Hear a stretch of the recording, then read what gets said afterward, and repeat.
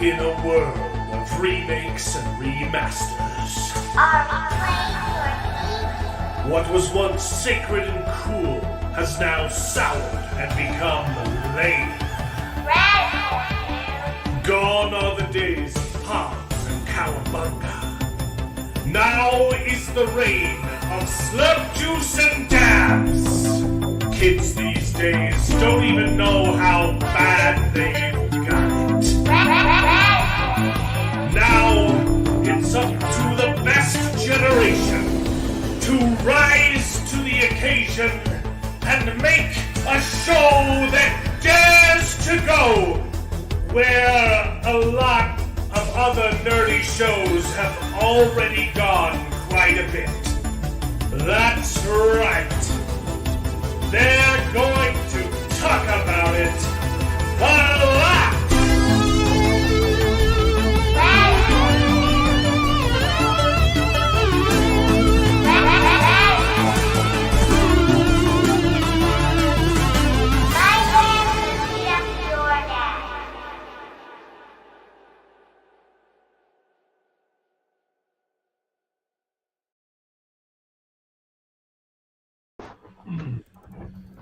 Hello, everyone, and welcome to the show. This is Best Gen, where nerds complain about nerdy things, and it's called Best Gen because we're all roughly, más o menos, from the same generation, happen to think it's the best one. Not because we're better than you, but our movies certainly were. So strap on in and prepare to wax nostalgic as we reminisce upon the days of yore while simultaneously complaining about the utter filth that Hollywood keeps pumping out of its poo-poo doo-doo pipes.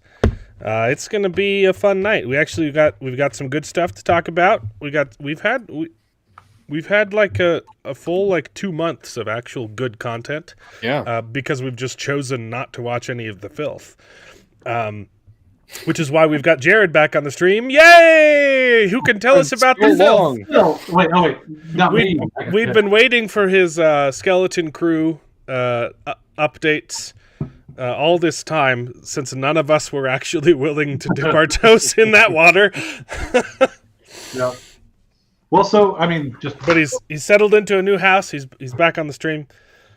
He's been busy with work. So we got a good show though. We got Severance episode 3. We've got a lot of news, and we've got Jared back on the stream.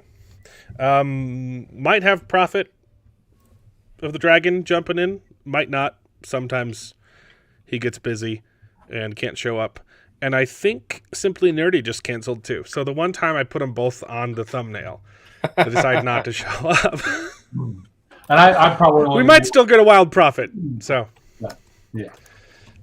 Jared can't stay for too long because he hasn't done his homework. The one time he shows up, but he's our Star Wars correspondent. So yeah. So I mean, just speaking of that, I will say. Skeleton Crew was good. Just before the show started, David was saying, he'd heard that it was kind of like Andor, and maybe in the terms of what you were saying, in terms of it being a little bit of a sleeper hit. Yeah. But it's definitely not the same tone or the same kind of thing as Andor. It is very much a much more oriented towards kids, fun for kids and stuff like that. Right. It was pretty well done. It was like they say, they were going for the Goonies in Star Wars, and that was exactly what it was. It had exactly that feel. Pirate adventure, very much like kids adventure, but not in a way where the adults are just complete buffoons. They're mostly like some of their parents are a little bit extra buffoonery, but not as intense as some situations, some shows and things like that will have it.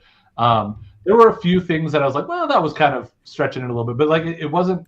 It felt like it actually made sense and actually was pretty well written and a fun little adventure. So I was telling my wife after the first 4 or 5 episodes, I was like, this is exactly what Star Wars should be doing with all the other junk that they did.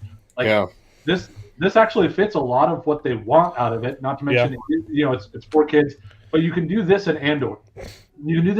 And like. You're good. Like, don't mess around with all the stuff with Acolyte and Reva. Like, as much as I enjoyed pieces of those, they had a lot of things that really just Right. If Boba Fett and if you hate the lore that much, then don't tell those stories, right? Yeah. Go tell new ones. Sure. so, and this was a fun little adventure. They didn't fall into too many of the traps that I thought that they could have with what's his name's character. The now I'm just thinking of him as young Dumbledore. Jude Law. Oh, there we go. Yeah, they didn't go quite the direction I thought that they would with him, or they didn't lean on it as hard as I thought that they could have, and I was worried about.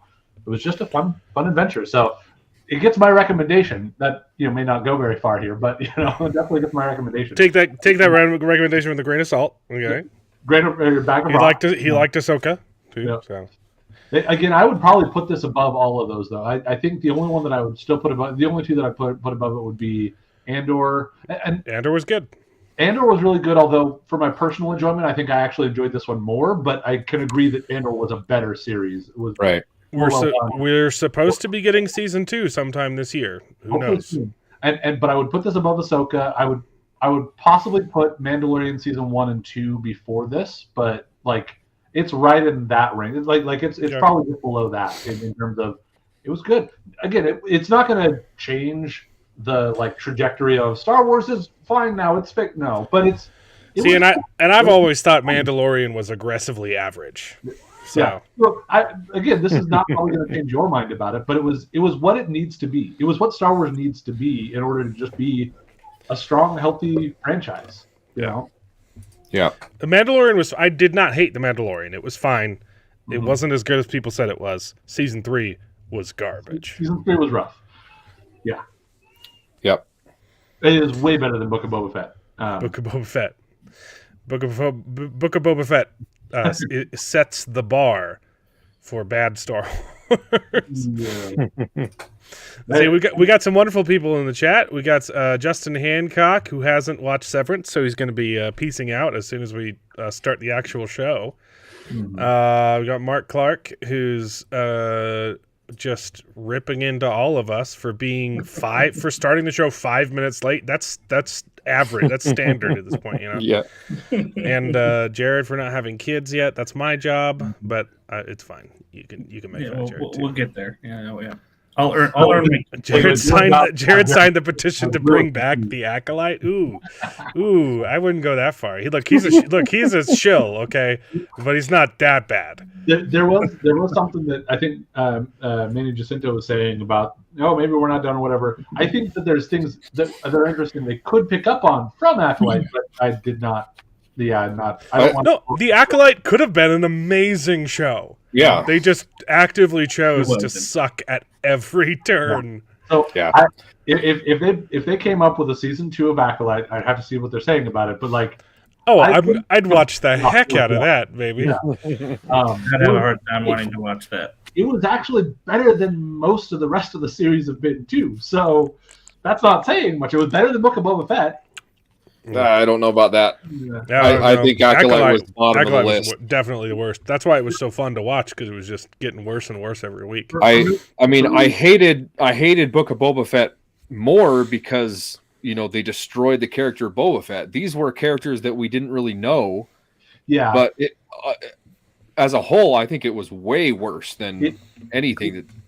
It didn't come into the problems of terrible storytelling that Boba Fett did though too. Yeah, but there's still a couple things. There were a couple things. I mean 2 or 3 things in Book of Boba Fett that were man, that was freaking awesome, right? Yeah.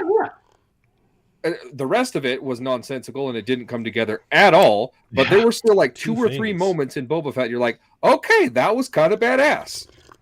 Yeah. The Acolyte, I was oh my gosh, this is just nonsense. Thank you, Justin. I thought my videos were pretty good too. I never finished the last episode video, but I can still go back and do that. Yeah. I assume this is a question for Jared and not because I think I've talked about KOTOR several times. I know that the story is fantastic and everyone loves it. I've had a really hard time getting into KOTOR because of the gameplay.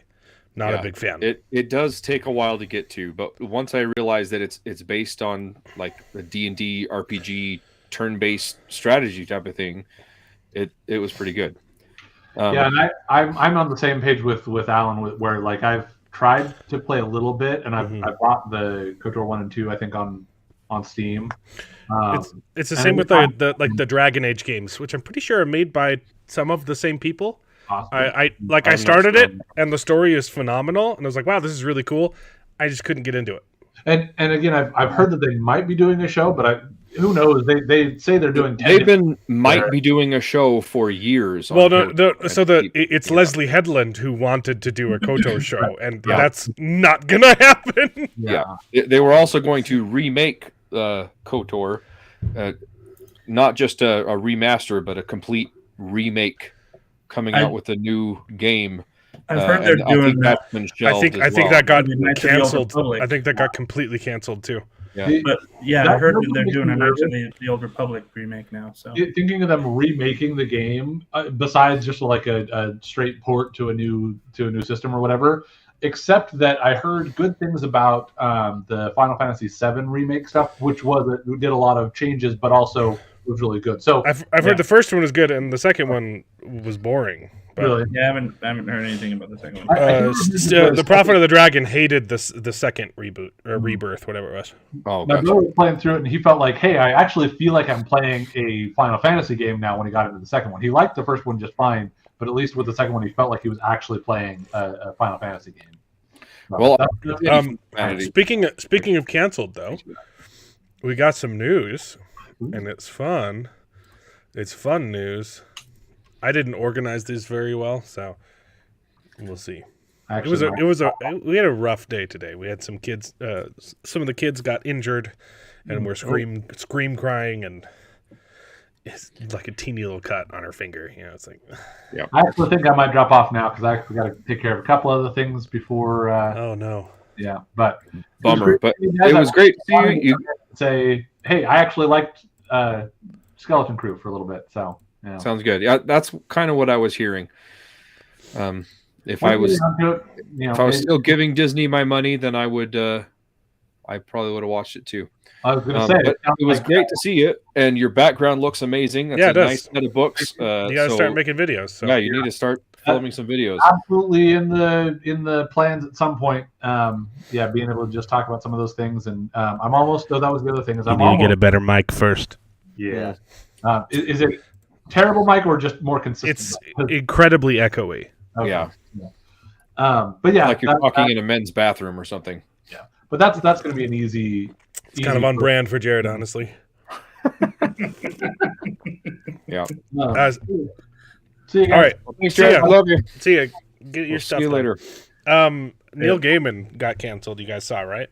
Yeah, I heard there was a huge. Yes. I didn't hear why, but I saw that there was some huge. So normally, I sent Neil Gaiman, the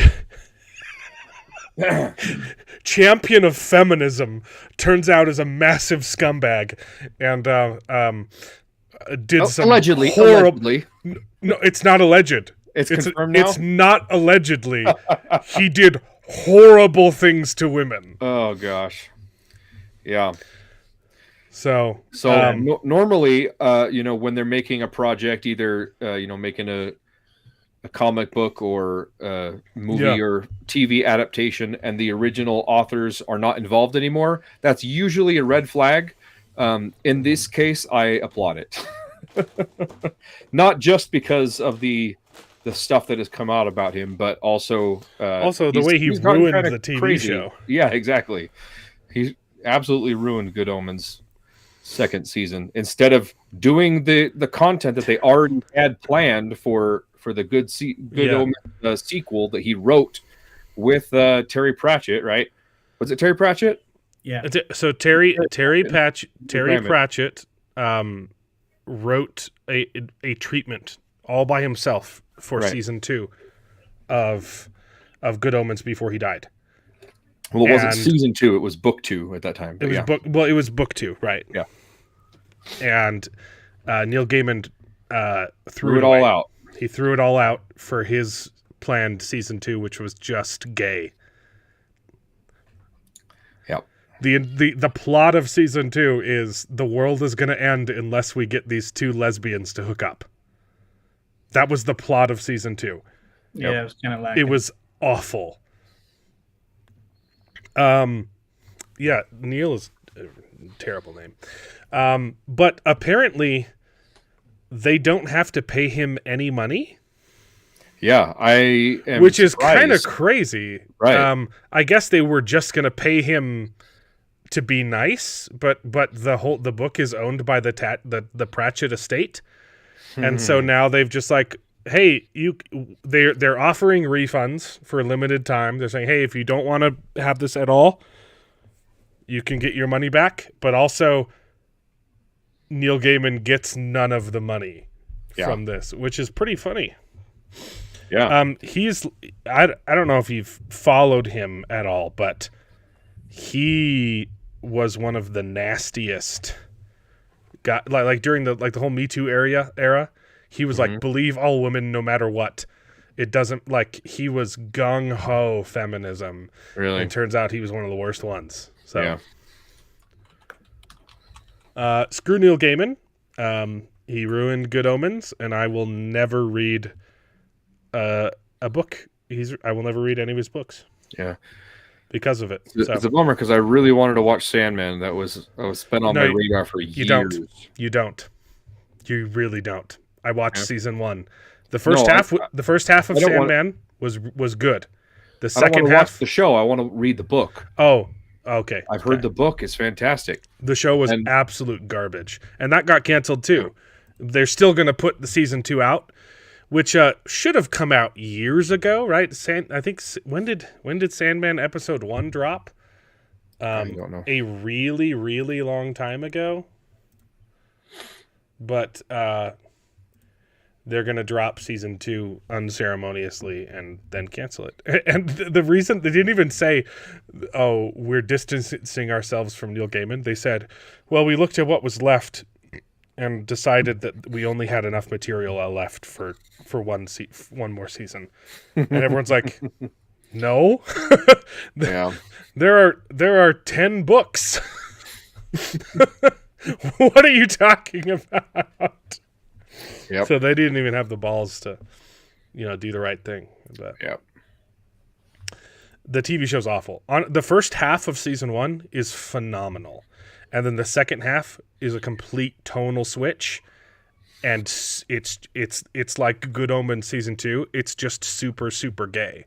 It's really weird, and you're like, what happened to like the story that we were doing? It's like it turns into this. It's very similar actually. It turns into the world is going to end if we don't get these two lesbians to hook up. It's bizarre. It's almost like Neil Gaiman is a freak and likes that kind of stuff. So whatever. Yeah. Anyway, that's fun. On a similar note, Stranger Things no longer coming out this year. What? Probably. Guess time to cancel Netflix until it airs. Right? I'm so excited about releasing season 5 this year would be challenging. What? The final decision is still uncertain and is expected to be discussed in the next couple of weeks. Come on. Have they filmed it, or are they still working on a script? You know what the problem they filmed it. Is they're all too old now. They're like, oh, shoot, we waited too long. Now we can't do this because we're all like 20. Shoot. Right? Yeah. That's the thing. Like, season 1 of Good Omens was the best adaptation I've ever seen on screen. Like, it was perfection. It was really good. And they screwed it so hard because Neil Gaiman's a freaky freak. This is bizarre. Yeah. Even with they've clearly like upped the stakes with like Russia and all that stupid stuff ruining the show. It's still not like,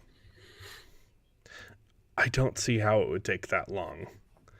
And they're the ones that made the decision, every episode is going to be like a feature-length film for the last season. And you're like, okay, or you could just not do that. Yeah. Yeah. Well, this is going to be the final season, I think. Yes, right? this is the final season. He's got a lot riding on it. They've been kind of, I mean, it's been a good show overall, but the seasons themselves have been progressively gone downhill every season, though. I mean, season 4 was a little bit better than 2 and 3, but yeah. So I think they got to knock it out of the park because, the hype was way up here for. I hated season 3. First couple seasons, but anyway. Season 1 was amazing, and it just put everybody on hype, and everybody still, even though season 2 wasn't as good, people were still really hyped for it. And here's the thing, though, even if season 5 is amazing, like you've already kind of killed your momentum, right? Yeah, that's the even problem. if it's amazing, it's not going to get the views that you think it's going to get. You can't do this for a TV show. Like they just announced, I forgot to bring it up, but House of the Dragon season 3 starts filming this week. And I love that show. Yeah. You can't do that with a TV show. You can't have 2 years between seasons, 4 or 5 years between seasons at this point. With the Sandman season 2, I'm pretty sure it's been like 5 years. Especially with how House of the Dragon season 2 ended, like you need to be on the ball already making season 3 when season 2 is finished. I can't believe they're just now starting to film. That's insane. Sandman season 1 dropped in 22. So 3 years ago. You can't do that. That's not how TV works. That's how movies work.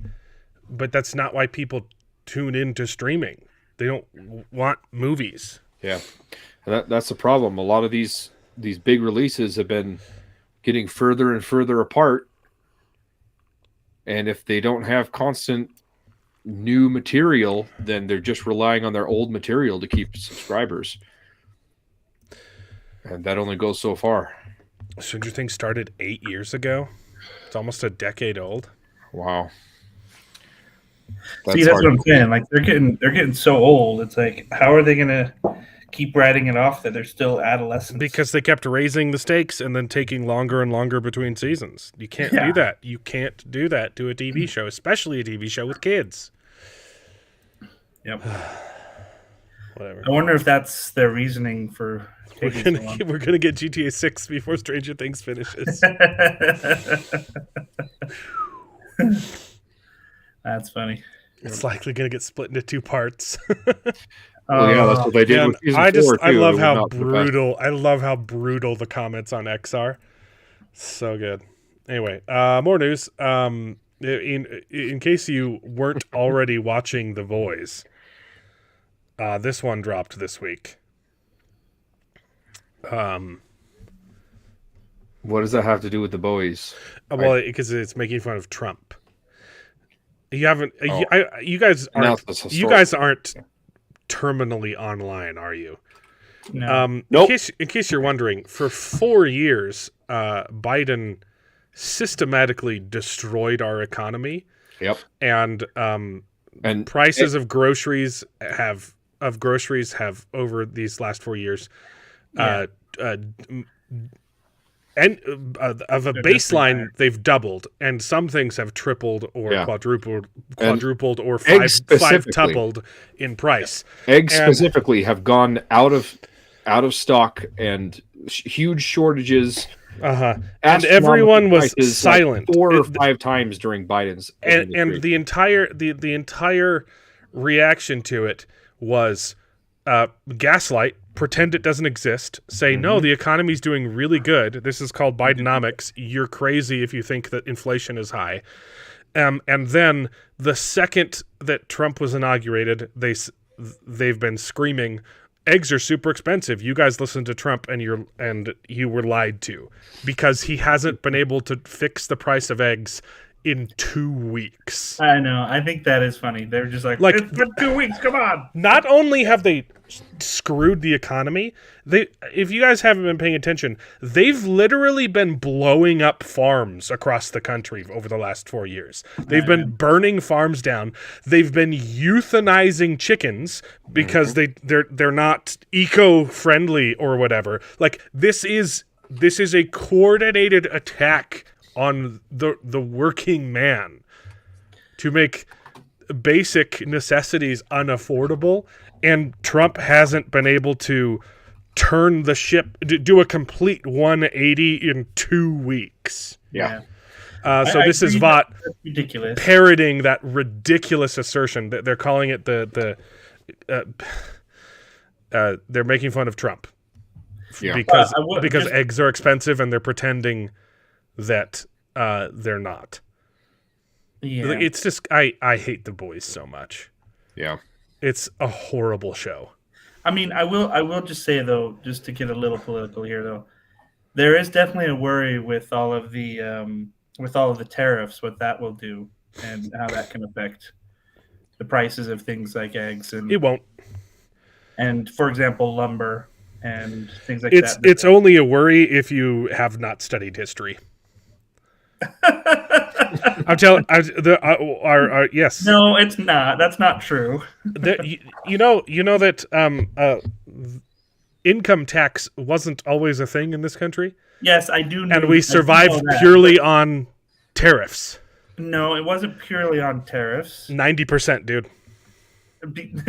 Well, in all historical accounts, the tariffs always start a tariff war, and so really it never really benefits any of them. What it does is it encourages cooperation. It encourages things say, being made in America, so you don't have to yes. go to China for things. It makes things cheaper here, and it encourages other countries to play along, and then you don't have to tariff them. That's what they say, but in practice, that's the idea. But in practice, it hasn't. In practice, that's how it's always worked. No, it hasn't. Yeah, it has, Jared. No, it hasn't, Alan. I've studied this profusely. Yeah, so have I. Nah, you've studied architecture. Oh, okay. My bad. My bad. Okay. I can't be interested in politics at all. Anyway, to move on. We should move past that. But Yeah. The Boys are stupid. Yes, and Halo did the Boys meme. They did a Black History Month skins, and it's the same thing that the Boys did. Yeah, it's really bad. I didn't bring that up though because I wasn't interested. On more sinister news. Yeah. Yep. This is exactly. It's funny. In more sinister news, Reddit has once again shut down a massive subreddit critical of the Wheel of Time, just in time for season 3. Lovely. So, yeah. If you haven't already joined the White Cloaks on Discord, maybe think about that. that's right. That's right. The work of dark friends. That's funny. Yep. What a crazy coincidence. They don't want people criticizing the Wheel of Time TV show. Screw you. Screw Amazon, man. Anyway, we want to get real political, don't we? Oh, okay. All right. We're going to talk about that. So, look, the plane crash, the helicopter plane crash. Yeah. We don't have all the details yet, okay? But what we do have is we know that the FAA turned away at least 1,000 qualified applicants because they were white. And now they're being sued for it because they were prioritizing hiring people with severe intellectual and psychiatric disabilities. Exactly who you want in charge of airspace. Yeah. Sounds like the firefighter gig all over again. Yeah. It's kind of like this keeps happening over and over again when you prioritize DEI over skill. Yeah. Content of character, not color of skin or other. Martin Luther King is rolling in his grave. Yeah. This is the opposite of his dream. In case you're wondering. Fight me. Oh, man. This is a dangerous one to scroll down on, so I haven't vetted those comments at all. Anyway, so that's fun. Oh, gosh, yeah, this pissed me off. Captain America shouldn't it's almost represent like America. It's not us. It's not. What? We're not the ones that keep making this stuff political. Okay.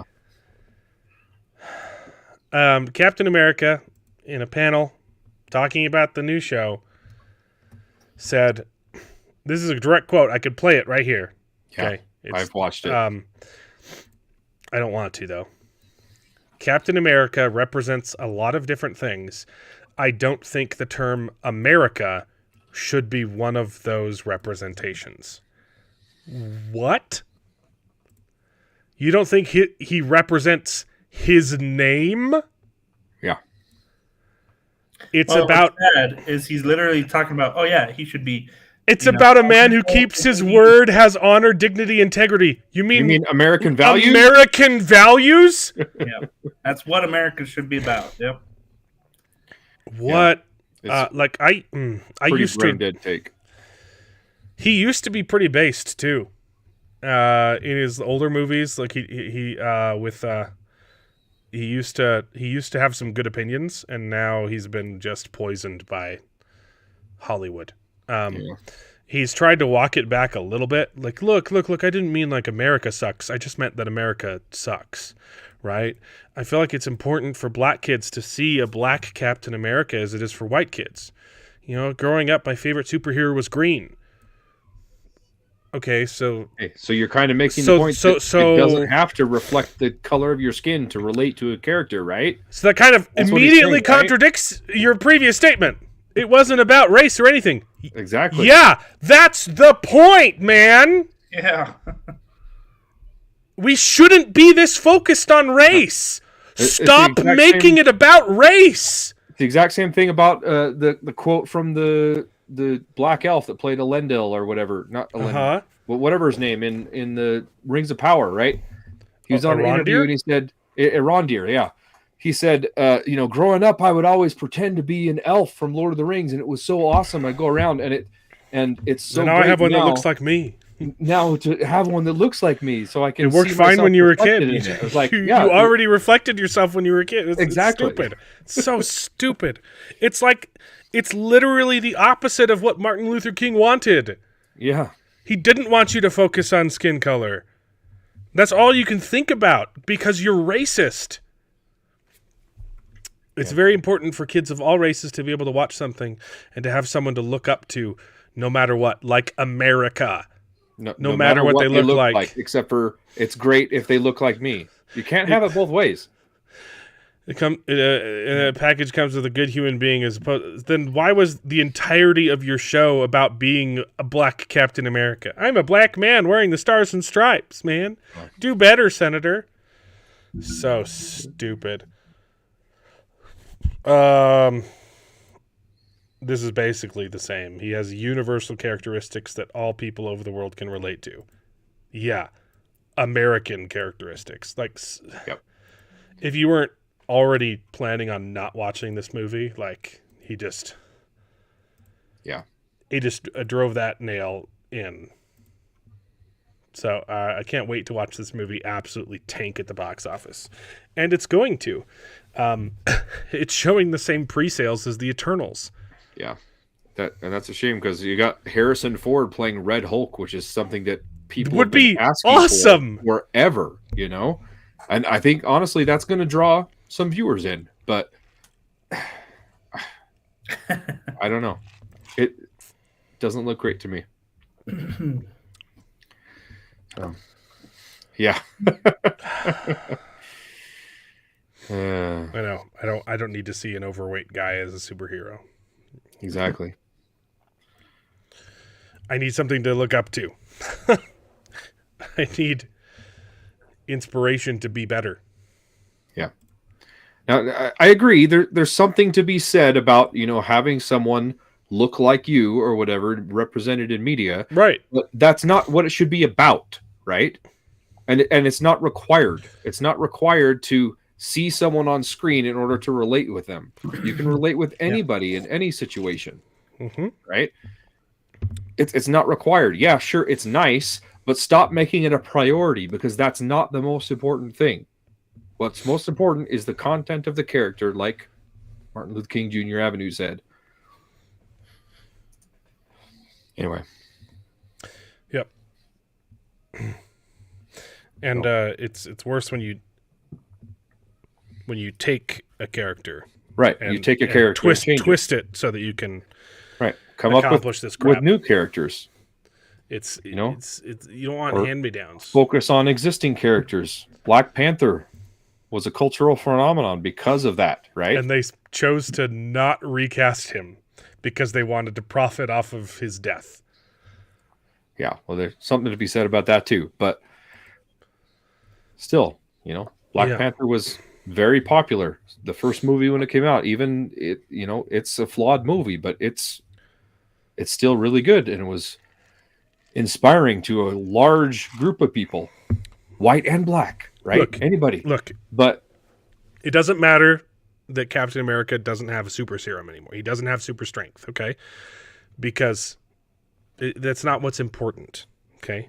In order to use a vibranium shield, you don't need super strength, okay? And if what's more important is that your Captain America has skin that looks like you, okay? And if you want Captain America to pull you out of a burning building, well, maybe you shouldn't have gotten there in the first place. Okay? If Captain America with no superpowers has to pull you out of a burning building, you shouldn't have gotten there in the first place. Okay? Shouldn't have gotten there in the first place. That's what the firefighter said. I don't know if you guys caught on. I was being sorry. Yeah, I remember. Okay. Okay. As long as that's clear. The Lord of the Rings finally addresses a major J.R.R. Tolkien controversy. About a month late on this article. Yeah. David, you sent this to me. I'm assuming he didn't have any female characters. Is that it? Yep, that's it. He didn't have any strong female characters. It focused on the men. And guess what? He was the greatest selling author of all time, aside from Jesus. Okay? Lots of women read his books. And he also has really awesome women characters. So it's almost like this wasn't a controversy, until you decided it was one. Yep. Is there anything important that I need to read in this? Nope, that's it. Representation. I think there's actually tons of representation in the books. It's just you didn't want to put those in your show. Yep. You wanted to reassign. You wanted to make black elves and black dwarves when there are actually lots of diverse races. And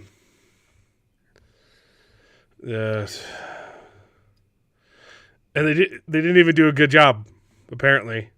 Yep. Okay. Maybe it's because you're putting the cart before the horse, right? And the fact that you're prioritizing it makes it bad, and not it was bad. You understand? Sensing a pattern here. Yep. Does Eowyn's presence help or hurt the war? So what? Yeah, so I didn't. Does the fact that female characters already existed completely negate our entire premise? Is that what they're saying? I don't care. Yeah. Oh, gosh. This could have been fantastic, too. I really like the art style. But, no, we didn't want to tell Tolkien's story. We wanted to focus on an unnamed character from the books who doesn't even have a spoken line. Yeah. We turned her into the main character. Again, you can do that and make it good, right? Again, I keep bringing back Rosencrantz and Guildenstern are dead, right? It was supposed to be about a big characters. boy with a hammer, David. Yeah. No, I agree. They sideline the main character, and it could have been fine focusing on her as long as they didn't diminish his role. And from what I've heard, he goes out like a chump when he didn't have to. It made no sense. They try to make it cool, but where does the shark go on vacation to Finland? It's Justin. It's because sharks have fins. It's not Mark's best work. Nope. Did you get the other two articles I sent you? I might have clicked on, because I go through and I open up all of the unopened emails. So maybe I accidentally clicked on my phone, and then he just ignored it. Yep. Yeah. I So sent here, you let's go. the same day I sent you the. I've got Good Omens from you, and I've got There's Lord of the one Rings Severance. franchise. I don't have any other ones from you. Yeah, there is. I don't. Severance season 2, and then there's Oh wait, what the heck? Those And they then there's literally another just one popped up. They're 3 not years open. later. Hold on. I got it. We can bring up the Severance one now because it was. I don't talking know. about They previous disappeared. episode. It was so weird. That's odd. Talk more about his hammer, like your Neil game. That was a good one. I liked that. Yeah. So the one was about the Boba Fett TV Yeah, show. 3 years For some later, I reason. figured out why Boba Fett TV show actually failed. Yeah, it because took it's this not- long. By watching it, This long to realize. exactly. Did you read this? Do I need to read it? Yeah, basically, it's too obsessed with filling a little bit about his past, right? Well, I mean, here's the but thing: the you main wanted to know about his past, but Well, do you though? Because Right. Boba Fett's one of those mysterious characters. He's more fun the more you don't know, right? I know, but that's the thing. It Somewhat. wasn't just about his past. It was about this stupid gang war that had Yeah. nothing to do with his past. It was The Godfather. Yeah, But Yeah, really it's bad. stupid. It was The It was Godfather in space, and then he wins at the end, I guess, because someone else has to come in and help him, and then he decides, I don't want to be the Godfather anymore. Yeah, I it's so want to stupid. do something else because I'm gonna have a season 2, and if I'm the Godfather, I can't move. yeah. Yeah, it wasn't about his past. His So he past brings was up fine. exactly. He brings up 2 points, and I disagree with them both. This one because it didn't focus enough on his past. The only bit about his past was him training with the Tusken Raiders, right? Oh yeah. And that no, that wasn't even his past because that was after he fell in the Sarlacc pit, wasn't it? Mhm. So none of the show had to do with his past at all. No, I think It has to do with his past in the current. Right, it's a flashback technically, but it's after the movies. It's not his past before Right. the movies. Yeah, Right. it is technically his past That's true. That's true. It Okay. wasn't his- Sure, because it's but in. but David, it's not David, the past it- from because when we it's know him in the because original trilogy. it's in the past. Okay, that's stupid. That's true. It wasn't- You are entering the twilight zone Yeah. of the past. Well, whatever. I think that's dumb because they should have given us more of that and made it more interesting. But the main thing right here, it was too afraid to truly move forward with Boba Fett. No, they move He's- forward in an awful direction. Exactly. I think They made him a softie they- instead of a stoic bounty hunter. exactly Yeah, they what took his what they freaking should helmet off. say. Boba Fett is a killer, man. They were too afraid to commit to him as being a villain. They wanted him to be a good guy, and that's not who Boba Fett is. Nope, never has Sure, been. he can be bought by the good guys for money, but he's in it for the money. He's in it for himself. He's not a good guy at heart. He's on whoever's team will pay him, right? He's just looking out for himself.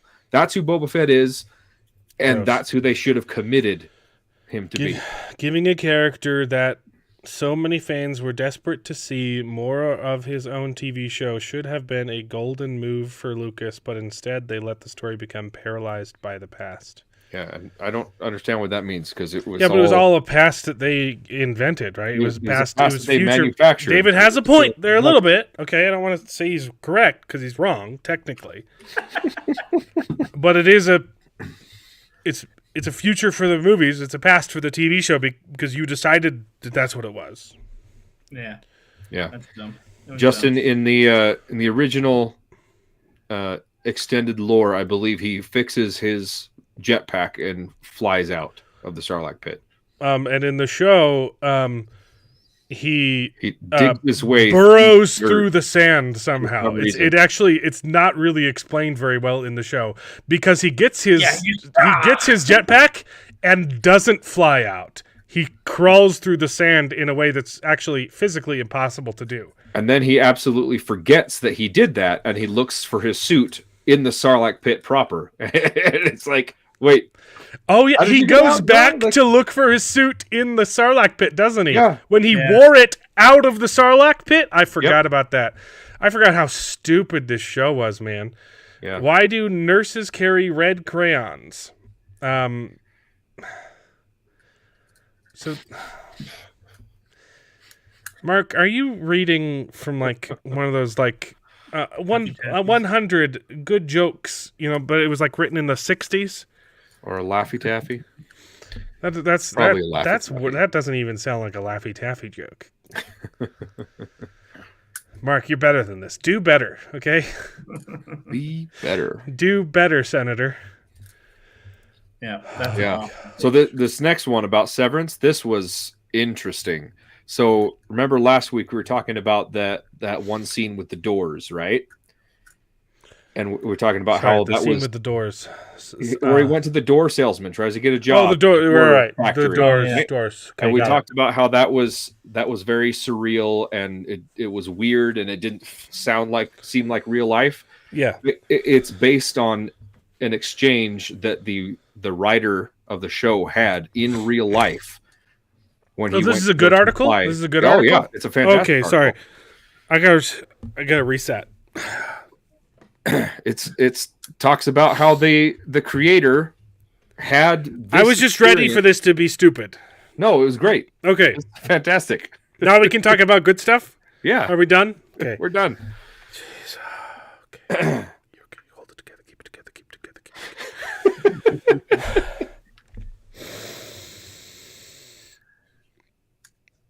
That happened to him in real life? That happened to him in real life. I mean, obviously not the you're fired, you're not hired because you're an innie, right? but this interview experience happened to the guy in real life. I mean, obviously happened to Ben Stiller or happened to Zach Cherry? No, the writer, Adrian Martinez. Or no, sorry, Adrian Martinez is the other guy in the scene. Oh yeah. What is it? Blah blah blah blah. The creator's real life experience. Dan Erickson. Dan Erickson, yeah. He's the writer on the show. With a Ben Stiller. So that happened. He brought it up to Ben Stiller and said, "Hey, this is kind of crazy, but I was thinking about doing this." He's like, he had a job there. Go do it. Well, of course, door companies are a thing. How do you think we get doors? Where do you think all the doors come from, baby? Yeah, but just the first interview experience. But then they also. It's not a surprise. Look, I've done a lot of. I used to be a handyman. I've gone to many a door store. Okay. Yeah. They're not that weird. Yeah. I'm like, okay. His first office job he found on Craigslist. Okay. Look. Okay. So maybe. It's already explained right there. Yeah. Okay. You don't find your jobs on Craigslist. Craigslist, my man. Used to be awesome, man. Okay. Okay. Was a door factory, and his experience there helped him come up with the premise for the entire premise. So not just this scene, but the idea of Severance. No. Well, kind of, yeah. Because he talks about working in this factory, the windowless basement, right? Windowless basement, and he's came up with that idea. What if I could just jump ahead and be done with work and not remember my time at work? Yeah.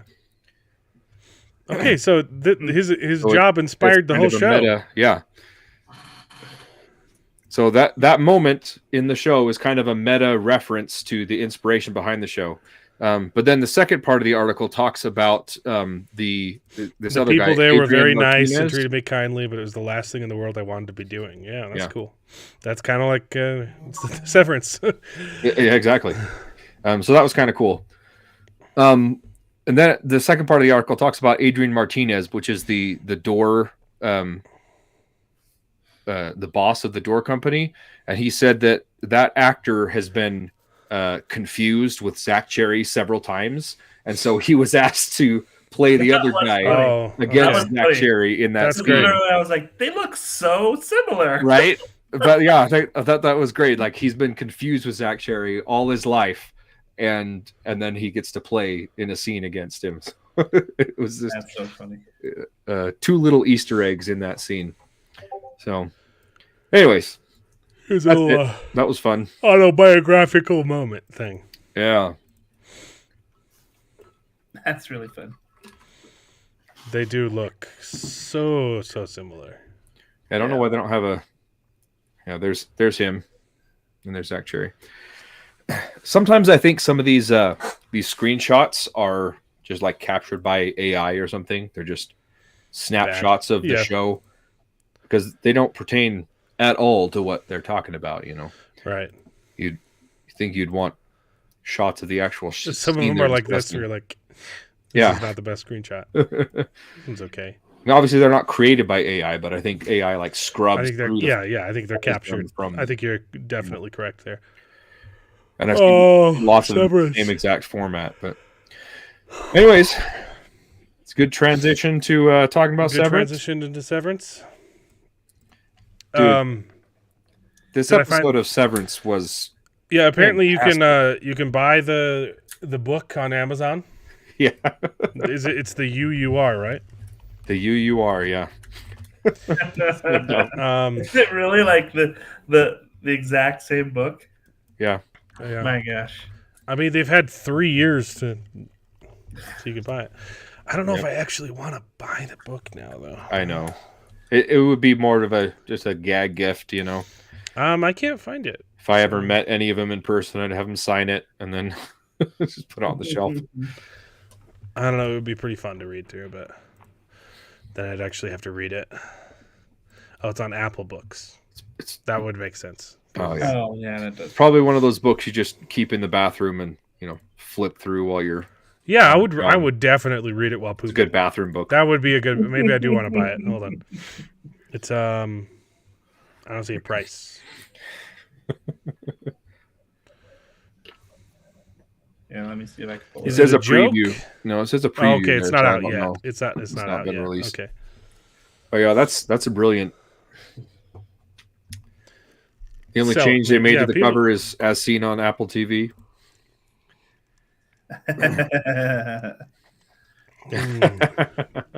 Audiobooks free on Apple Books, huh? If we're into Severance, we're about to get into it. Any other updates we can get into? Oh, I got some more comic books, but Nice. I bought the ones that Mark Clark suggested. The Nice. Soul Finder. I got a new So comic. we'll book. cover those It's, on. It's a new Alex Ross comic. He's the one that does intricate watercolor paintings, and it's a Fantastic Four. Mhm. So it looks pretty cool. It's a little bit different than his normal art. It's still watercolor and everything, but it's very very pastel 80s color vibe to it. But I'm excited to dig into that one. It's 8 chapters long, huh? I think there's 8 chapters free, or maybe I don't know. Oh, I don't know. We'll see. yeah. But yeah, this episode was great. Like so much happened in this. Yeah, episode. I was. I kept expecting the episode to be over, and then more stuff happened. It was like, holy crap! I was a little bit disappointed at first with the episode, in that it felt for a little bit like they were going to be dragging their feet, and then they absolutely do not drag their feet Yeah. in a way that I was absolutely not expecting. Like the end of this episode is the ultimate like weird like I was not ready. I was not ready for the end of the but the entire we had already talked about it. We the didn't bulk think of the that was going episode to happen, right? was dragging its feet. Yeah. That's the I've never pretended to be a pop culture show, Justin. And you need to leave now. Bye, Justin. It's great to have you. Have you seen the intro? Yep. We are nerds complaining about nerdy things for sure.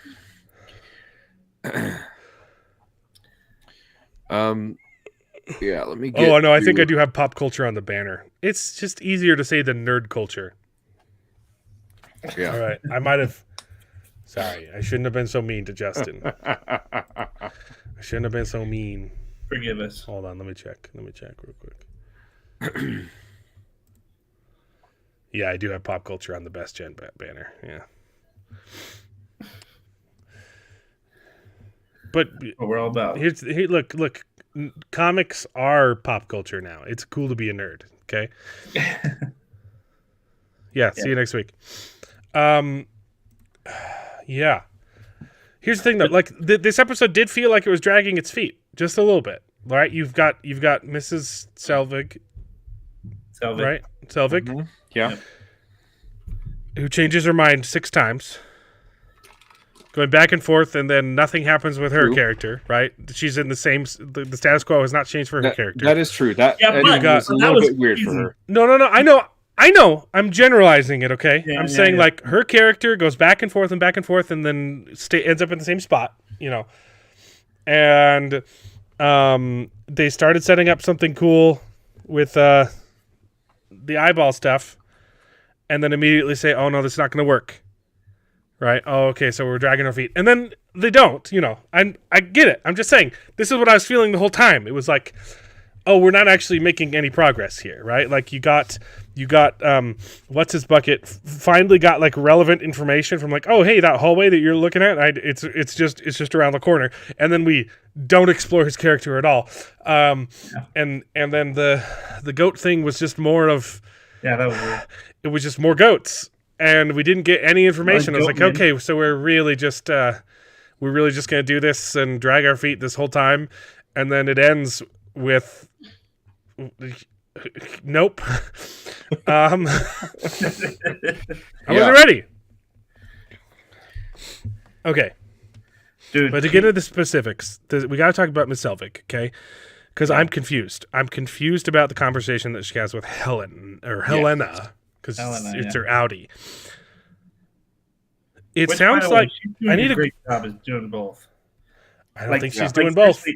I think she's just for playing Helena. I think Helen B is dead. Okay. I'm like, dang, I miss Helly. Like, shoot, like.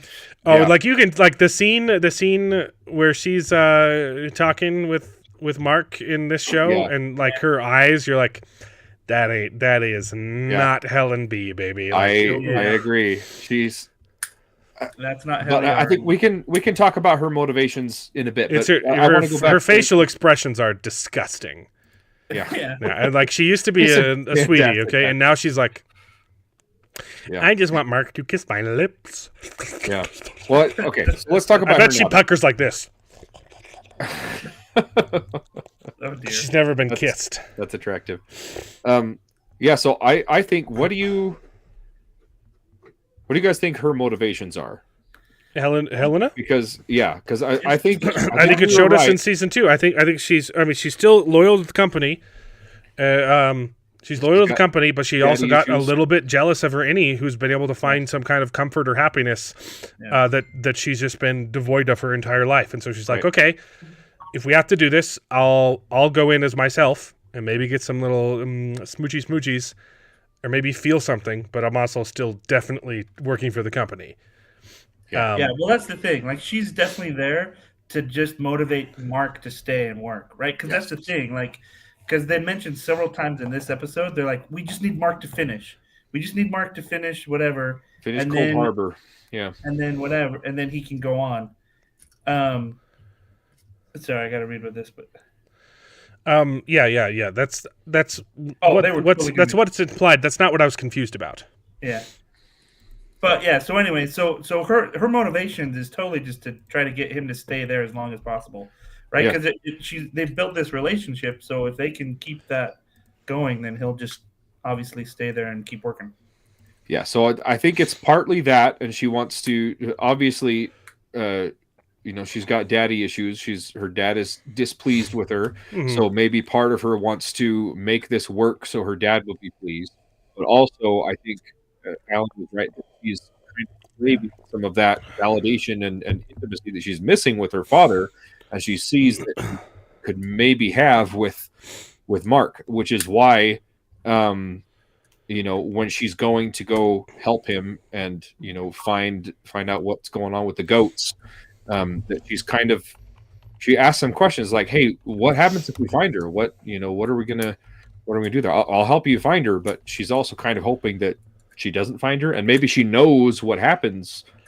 So she probably knows where she is, and is not going to let him find her, or ensure that he finally gets closure with whatever version of his wife is there, and so he'll move on and be with her instead or something. Yeah. Anyway, yeah, let's talk about Miss Selvig. Okay. Because I agree, Mark. I think that's definitely, she was afraid that they're going to kill her or sever her. That would be interesting. But it was kind of weird how she. No, that was the secret agent lady who killed the bodyguard. Yeah, that was the one that severed. Like episode. Petey. I think it was like the penultimate episode of the season. Colleague. She worked. She was the one who reintegrated Petey, and she kills the other guy, the white guy. Well, and initially, isn't she the one that actually puts it all in their brains anyway? Like, isn't she the one that inserts it in the brains? I don't know. I think she said that she was clearly used to work for. She used to work for Lumen. Right. I don't know what her job there was, but you're probably right. So I do think it was weird that Miss Selvig seems to think that she is more important than she is. Yes. So that's what I want to talk about. That was the only part that was a little bit weird. She got offered a BS position, right? They're like, "Hey, look, we're going to give you this job. It's like a lifetime achievement award. You're done. You're done here." And so she leaves, and then decides to come back. And the first thing she says is, "I know you want me back." She says, like, "You asked me to come back," which is why I'm confused, because they didn't, unless the road sign was like a sign, the salt flats or whatever. I think that's where the whole thing with her daughter or whatever happened. What happened with her daughter? Well, all we know is that something maybe not her daughter, but she has that. Whoever is Caroline, from a hospital. It looked like a CPAP hose. It's not a CPAP. It's just a breathing hose that goes into your nose. But but it does look like a CPAP. That particular location is where that instance happened. Right. What do we know about her daughter? Just that she's not there anymore. She doesn't have her, whoever that is anymore. So. And assuming that it happened in that. Okay, so that's her. She's fleeing, and then she realizes, I don't have anything to flee to because my daughter's dead. So she goes back. But then the first thing she says is, either that or if you want me back, you must accommodate my needs. But they didn't want her back. That's why I'm so confused. Right. Well, they did want her back working for the company, just not for her original position. And then it was confusing because she came back and he said, "Okay, these are my demands. I want my original position that you told me that I couldn't have anymore. Right. And I want the new guy gone." And it's like that doesn't make sense. Well, but here's the thing, though. Position a little bit better. But Helen also makes it weird, right? She gives all of her demands, and then Helen rips into her, "Look, you're hubris and all this stuff." And then she says, "We didn't have to ask you back." we're being nice. We didn't have to ask you back, but they didn't ask her back.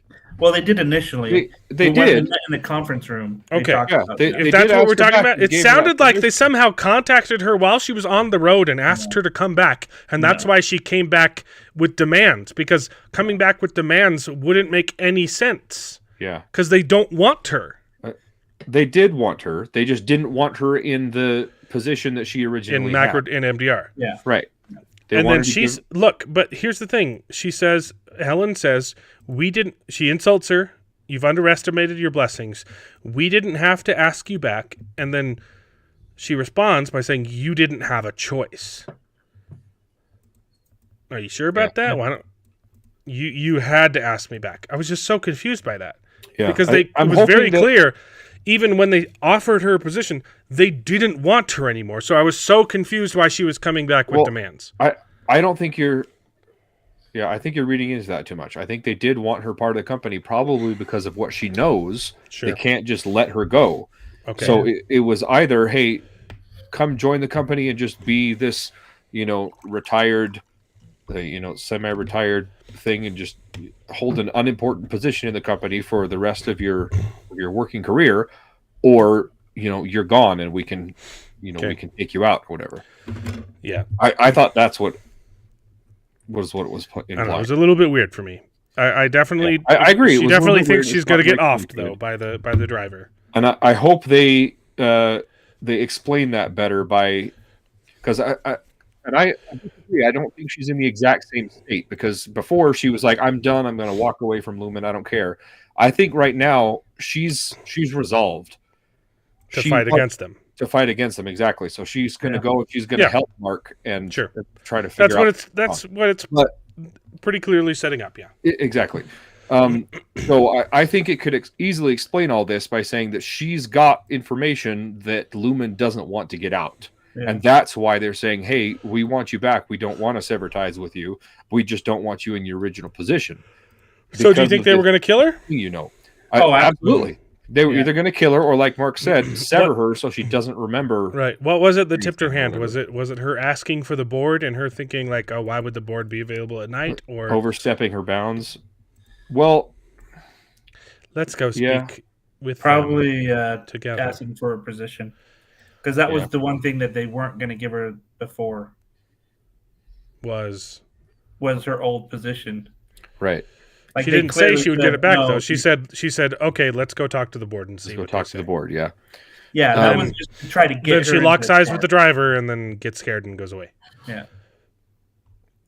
I love the idea of burning a message into your retinas. And I was like, okay, what is he doing all this timing for? What's this time? I thought at first he was like trying to make sure that he was spending the same amount of time in work, but then that wouldn't make sense because he would have caught on a lot earlier. If I thought initially when it showed him doing the pocket watch, he was going to calculate how much time had that's what I was saying. Take a pass while he was at work. But that wouldn't make sense because then you'd be able to talk to your sister. Hey, you've been gone for 2 days. What happened? Well, yeah, that's true too. Yeah. So that's what I thought at first, and then I realized no, that's stupid. Yeah. And only a stupid person would think that. Hey, you thought that too, bro. move along. Right, but I loved. He's gonna burn an after image into his retinas so that he can verify if his innie was his innie was talking about. Right when he said she's alive. Yeah. Are you talking about my wife? Are you talking about my? So cool. And then that's immediately thrown out the window with detective showing up and saying no. You got to get reintegration, baby. I don't mind because... No, it was good. It was brainstorming. It was a good plot for the whole episode, and I'm glad that we didn't get an episode 2 where he tries it and it doesn't work. Right. So I was totally fine because I was engaged the whole time. Like, oh, is this going to work? Is this going to work? Shows up, hey, that's not going to work. And then here's something way more interesting. Holy cow. But I don't think we can talk about the ending yet because we got to talk about goats. Yeah. And we got to talk about Mark Cherry. Mark Cherry, who is now not on the same team. Yeah. Because he Let's talk about Mark Cherry. That scene with his wife was so good. But it's the entire thing is manipulative, and the wife doesn't even know that it's manipulative because they're like, "Hey, look, if you screw up your job here, this is what you're losing. Your wife thinks you're a screw up. Okay? Yeah. So don't help your friends. You need to finish macro data refinement. You need to finish the Cold Harbor, baby." Oh, such a good scene. So good. Yes, the goat lady was Brienne of Tarth from Game of Thrones. I can't remember her real name. Yeah. Although it made it look like she had a stroke or something, like the whole. No, it was dirt on her side of her face. No, it wasn't that. It was one side of her face was smiling and the other side was drooping. I think that's just her face. That's just her face. I haven't seen Game of Thrones, so I don't. I don't know if she's been in anything other than Game of Thrones too. Lady Brienne of Tarth. Okay, but yeah. That Mark Cherry scene was just so you're right. good. That's just her face. Yeah. It was great. You're like, oh, they're being nice to him. Like they're not. They're not being nice to this guy. It was a beautiful double entendre scene. Wonderful, just peak writing. Yeah, wonderful scene. The dialogue. Oh, she was also in Sandman. Okay, right. That's it's played Satan. Yes, it's not good. It was really bad. Wow. Yeah, that scene was wonderful. It was great dialogue. It was tender, but like you said, manipulative too. Like because he's already on the fence though, because he got fired. He got his job back, and he's like, oh, I'm on a roll here. Let me do some numbers real quick. And he's like, the numbers are not important, guy. Like, yeah, we got to figure out what's going on in Lumen. We need to answer some questions, boy. And he's like, I'm gonna roll, baby. Yeah, I really really like Zach Cherry's character. So good. What's his name anyway? I don't know. Dylan. I think what it's going to come down to is I think he's going to get really close to finishing it all on his own. Then they're going to have to figure out a way to stop him from finishing it. Like the cold, maybe Cold Harbor. Yeah. But they never say the team is close to finishing. They always say Mark is close to finishing. So even if they do the bulk of the work, I think they need to mark there for like the verification that this is a good clone of your wife or something. Whatever it ends up being. Yeah. Mark is still integral to it. That's true. So I think you're wrong about that. There were some things that happened this season, or this episode specifically, and I don't remember what they were, but there were a couple things that they were definitely giving me alien vibes. I'm like, this could be aliens. I have no idea. I don't remember what they were, but I do have to say though, going back to the goats real quick, my favorite part about the goats was when they're leaving and they're like, "Wait, we have one request. Show us your bellies." Your stomachs. You guys all thought they were looking for belly buttons, right? They were looking for belly buttons? Yes, exactly. Yeah. And by the way, it didn't show Nellie's belly button. I'm just saying. Yeah, but she had her skirt hiked up. Yeah. Okay. Look, that's 100%. My thought was my thought was clones, right? That if you're cloned, you don't have a belly button. Unless, depending on how you're cloned, you could clone with a belly button, right? But then it was pouches, and then that goes back to like season one. That goes back to season one where all of the different departments were pitted against each other. Like, the people in macro data refinement, they have horns, right? They do this. Yeah, and that's what I was. That's so it could be a red herring, or it could be really freaking clever. Is the thing. It could just be another weird thing. The aliens have pouches. That they're we thought everyone in macro data refinement had pouches instead on their bellies. It could just be a throwaway gag, or it could be genius and that they were actually they were looking for belly buttons or something like because of clones. Like, oof, I'm glad we all had the same exact thought, right? Yeah. Belly buttons. You're right. That was the other line that was like, okay, it could be aliens. They're but the first thing here's to go down the first option where it's just a red herring. The first thing that she says is, "Are you here to kill me?" Which is kind of similar to the interdepartmental feuding thing, but also also really clever. I don't know. Yeah. Well, I mean, Yeah. and there could always be argued, that like the art Yeah. fighting has Well, come. they've always been distant because they don't want them commingling, right? Yeah, obviously. So it has its purpose, but Right. it's like, yeah, I think But it's the specifics might also be important. It might just be a throwaway gag. It might not be It's important, or it could be very important. We don't freaking know. and that's the crazy thing about this show is that's half of the show is you're like, wait, is this relevant information? Is this I not love that. I relevant? love that they go through the. Oh, there's careful. There's poop on the ground. Oh, we're doing. Oh, I know, right? we're doing this, and you know that it's not Helen B. And so she's like, oh freak, I have to crawl through poop because this guy. Yeah, hell yeah. I think the confirmation that it's not Helen B. and it's Helena is the scene where It's they're Helly taught. R. Oh, sorry. It's Helly R. Helly. Yeah, and Helena. Helena and Helly R. I think that the most damning evidence is the scene where they're talking in the hallway, where they stop, and you're like, I think Helly R would have kissed him. Well, I don't think so because he knows that. I guess she knows about his wife. So, but still, that scene was so awkward. It was like, it looked like she was waiting for him to kiss her. Yeah, and she's like, "Oh, am I going to get the kiss thing that I saw on the camera? Am I going to get what I saw?" And then she wasn't willing to make the moves. I agree. But And I kind of think Kelly I would. I think she would have.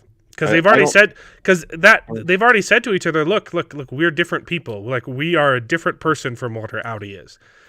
And he's also said, even if I find my wife, I still like you. Yeah, I don't know. I thought that conversation was her testing the waters and see how he felt about his wife that he doesn't even know.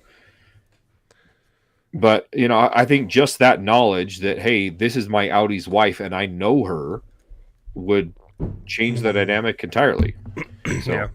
But I agree. That conversation was the one I was like, yeah, definitely. I think this is for sure Audi. Well, I mean, but the difference is, though, literally watching a video of her, right? Like, she's not just going to be watching a video of her innie unless she's studying her innie and trying to understand what she needs to act like.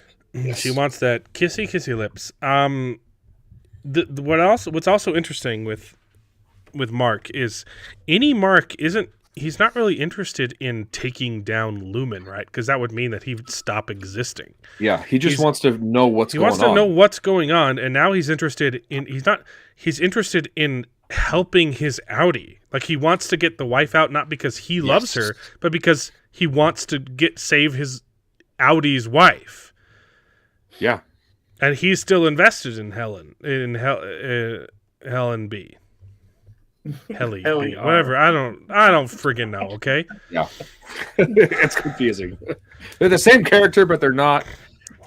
Again, going back to that's such an interesting. That's going to be such an interesting dynamic to see with how this episode ends too. How that changes, and I think Helen's going to get upset.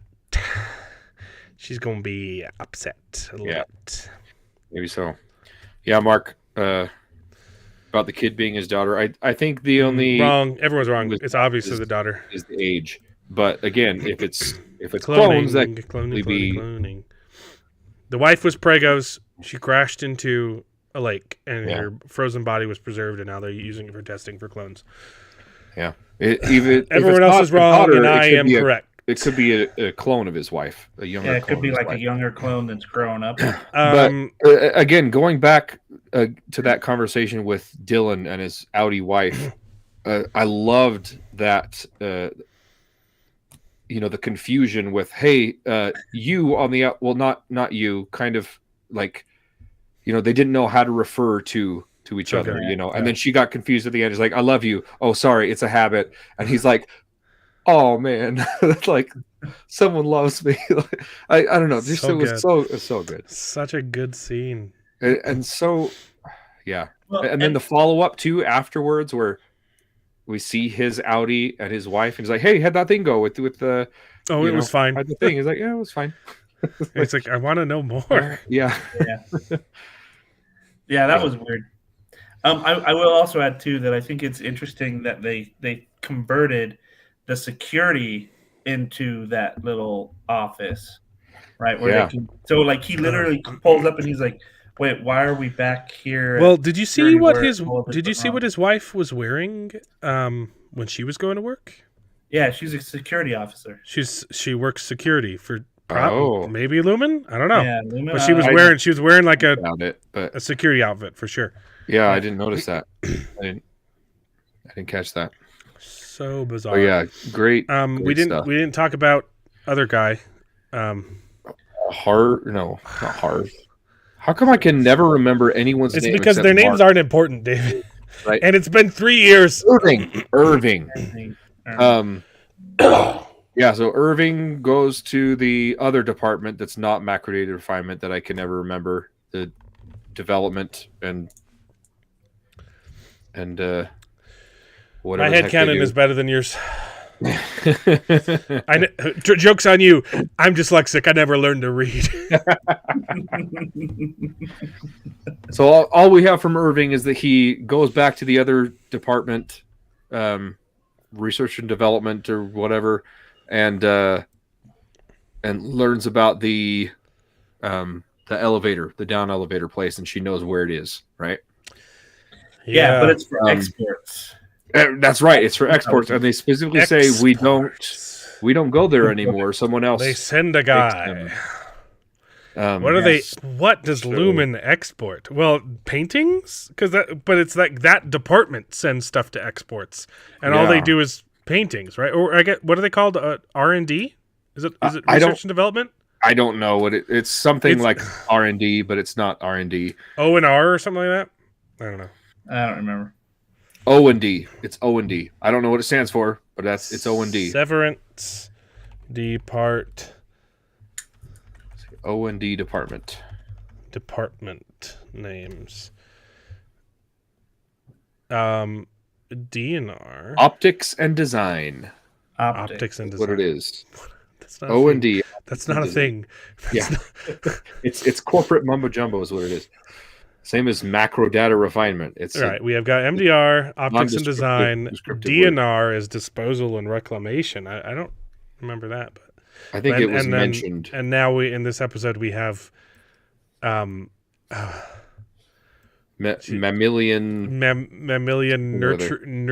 nurturium or something like that. Nurturus.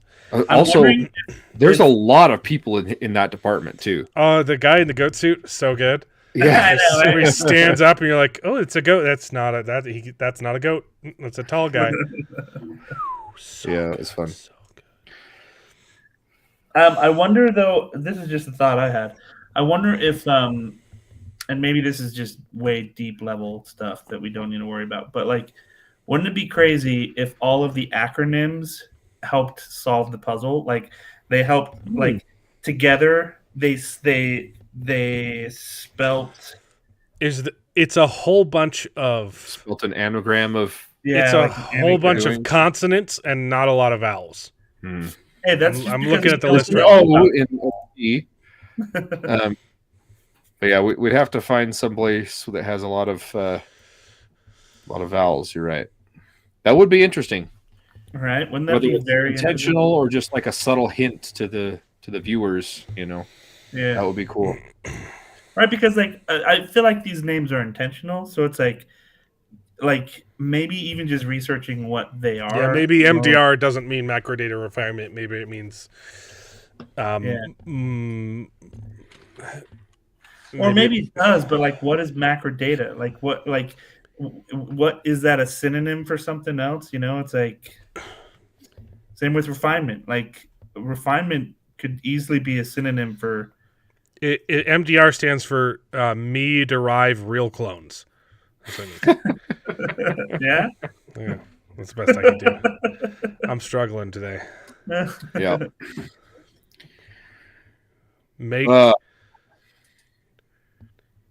So yeah, let's see what else.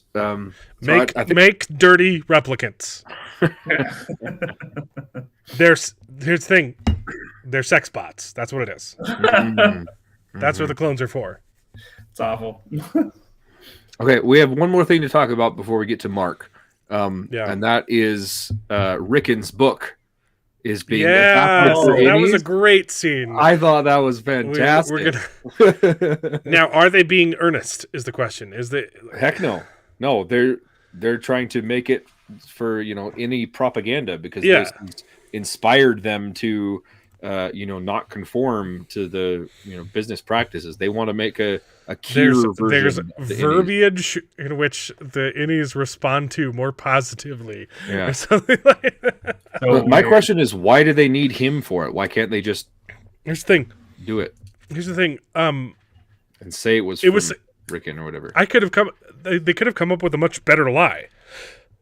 They could Yeah. have just said, "Look, innies don't know a lot of the references because they never go outside. So let's do a version where it'll, where we can the metaphors can be something that they might understand a little bit better, Yeah. other than verbiage that they respond positively to." And you're like, "What?" Like that is they're technically saying the same thing, but like make it sound less freaking creepy, please. Yeah. If you're trying to sell someone on it, you don't want to tip your hand that you're an evil organization. Okay, we need to Kinda talk about censored stuff. one thing else too. Yeah. Sure. The whole thing about the paintings being made specifically for Oh yeah. right? Yeah. So freaking racist. I know, right? They Loved it. They gave you a black Kier. Well, but like, And they did the same Why? thing for the other. I guess she looks like half black, maybe, right? The other lady. Yeah. She said, "Yeah, I got the same thing. Isn't it wonderful? It was wonderful. She's so creepy." Look, I love her it's acting. kind of what we've been saying this whole time. Like it's so creepy that you have this ominous company that does the same thing that Disney's doing. Like oh, I just Yeah. want to see myself in a superhero. I want to see myself in Kier. Yeah. It's so it's so freaking racist. Yeah, and Like he the realizes fact it's that racist too, right? Hollywood thinks that it's not racist is insane. no, but Yeah. okay, but here's the thing. Here's the thing. I'm wondering if like it has to do more with like, okay, they kind of create their own history of Kier, right? Like each department has their own history of Kier that is specific to who runs it or whatever, right? Maybe. Because like it feels like it's maybe something more like that where That like the Kier lore isn't exactly real stuff. It's just propaganda. Well, that's obvious. Yeah. Mhm. But yeah, I would love to Yeah, go it's more back like propaganda. to Gratuity Wing and see if they replace. Yeah, but when they're on the outside, they talk about Kier. Like no. Kier will guide my steps and my actions. you know, well, like- only the executives of the company. right. And so that's why it's so funny to see this guy who's not severed get this gift that he has to pretend he likes in the moment. And on the Yeah. inside, you can tell Hey, Elliot. this is the most racist thing I've ever seen in my life. And he immediately goes and shoves it in a storage closet up high where he never has to see it again because it's awful. yeah. I love that reaction too. He's like, "Oh, I love it. It's so the door. great to see myself reflected in." Yeah. It was just, his reaction was just wonderful. I loved it. It's Such so a weird It really company. is so weird. And like seriously, I Can just- we I just like wonder if look it's look if you want to make money, you gotta sell those paintings. But for every race. You can customize You can it. customize the race, and you could do it with AI so easy. Upload your Yeah. face, and we'll Make Kier we'll send you a Kier print, dude. It would be gang. Everyone would buy one. Dude, that's It would be gangbusters. a good idea, man. Yeah. See yourself I'm in so Kier. glad you brought that up, Jared, because I I forgot forgot about it. Yeah, that was Yeah, me too. But I'm great. like, but it's one of those things, Alan, where you're like, is this just like a weird, quirky thing, or is there something much deeper that I has have to no do clue. with the reason of what is really going on? I don't know. That's a good question because again, I There was think like it's pretty apparent there was like that- weird like sexual tension between those two in that scene, right? There was a little bit, yeah. might not have been sexual, but like there was like weird. There it was, was weird chemistry. tension. and it wasn't just the paintings. Like there was something there. Yeah. Yeah. Well, I think he maybe resents her or something. But well, again, she's seemingly the only person that can talk to the board. The board, right? The board has concluded. They always speak the board through has her. concluded this conference call. That's always the weirdest part. Oh yeah, they're not. They're not listening anymore. Yeah. Yeah. So the the wording on that was so weird though. When she's let me see if I can find it in the transcript. Hold on. But there was still resentment between her and Selvig too. When she was in the role. Yeah, but it didn't feel like resentment. Like it felt like something. There's some kind of thing going on between them. Yeah. Yeah, I agree. No, I agree. There was something else more. But yeah, this was so weird. When she says that she got the same thing, the wording is bizarre. You'll find the whole cure cycle. The board wishes to express that I, Natalie, received the same gift upon receipt of my current position and found it extremely moving. Yeah. I'm grateful. Like, it's not her saying she liked it. The board is saying that she liked it. Yeah. It's so freaking bizarre. Yeah. It is meaningful to see myself reflected. The board has concluded the call. Yeah. Yeah. The so board weird. wishes to express that I really liked their gift and found it moving. It's Mark Clark. That is a valid possibility that there is no board. It also could be the board is aliens, or aliens. The board is an AI consciousness. If you guys aren't on board with aliens yet, I don't know what show you're can't be watching. aliens. You guys are Guys, so dumb. I would be devastated if it took an alien turn. I would be. I don't want it to be aliens, but I see that aliens, it could definitely be aliens. I'm leaning more towards an AI though, but we'll see. That would be dumb. No, it's aliens. Oh. It's assimilation. It's an AI that wants to. It's aliens trying to own assimilate human cyborg bodies. They can put their consciousness in the aliens in the body. It's aliens. You guys are wrong. Maybe I might be okay with la, AI. la la la la la la la. Might be okay with AI. Plugging my headphone ears. Oh, Mark, it's definitely that too. Which would make sense if it was aliens too. It can be both. It can be both, baby. And it's definitely Mark's daughter. Or the other explanation is it is just a younger clone, Right, of his wife. Right. Yeah. Because they're trying it multiple times. I originally thought it was his daughter, but then they said in one of the episodes that it had only been like 4 years or something since his wife died. I'm like, okay, the daughter's a little too old, unless she's accelerating you can growth. Accelerate clone. Yeah. I know. David. Okay. David. Okay, now we gotta talk about Mark. Let's talk about Mark. What a great scene with him and his sister too, making fun of the book. That was great. Oh man, it's so awful. Like apparently it's been inspirational to my innie. Like, oh, don't tell me. Yeah, that was a great conversation. Their plan is a great plan. It's a shame it won't work. Mm-hmm. But then she brings up the other, like, how would you get a message back? It's a good plan, but even if it worked, it wouldn't work because he wouldn't be able to get you an answer. Yeah. Yeah, and then if you're gonna talk about me, at least leave through. Yeah, then so the black chick, the Severance lady, reintegration confirms that she saw his wife, and last time that she saw him was alive. She didn't specify when that was, which you'd think it would be important for him to get that information before he jumps and makes this decision, which we all said we didn't think was going to happen, right? I didn't think he was going to reintegrate unless he was like forced to for No, but it makes perfect sense in this context. Like he only cares about his wife, you know, and yeah. And what a fun reintegration scene. They give you a little bit of mumbo jumbo that makes just enough sense to like, okay, sure, yeah, sure. Like you know, we're we're clearly not explaining this. sync. We're not going to get into the science. Yeah, we're just saying it's two wavelengths. We're going to put them together. It was a good enough explanation. It didn't feel out of place. It didn't feel overly sci-fi.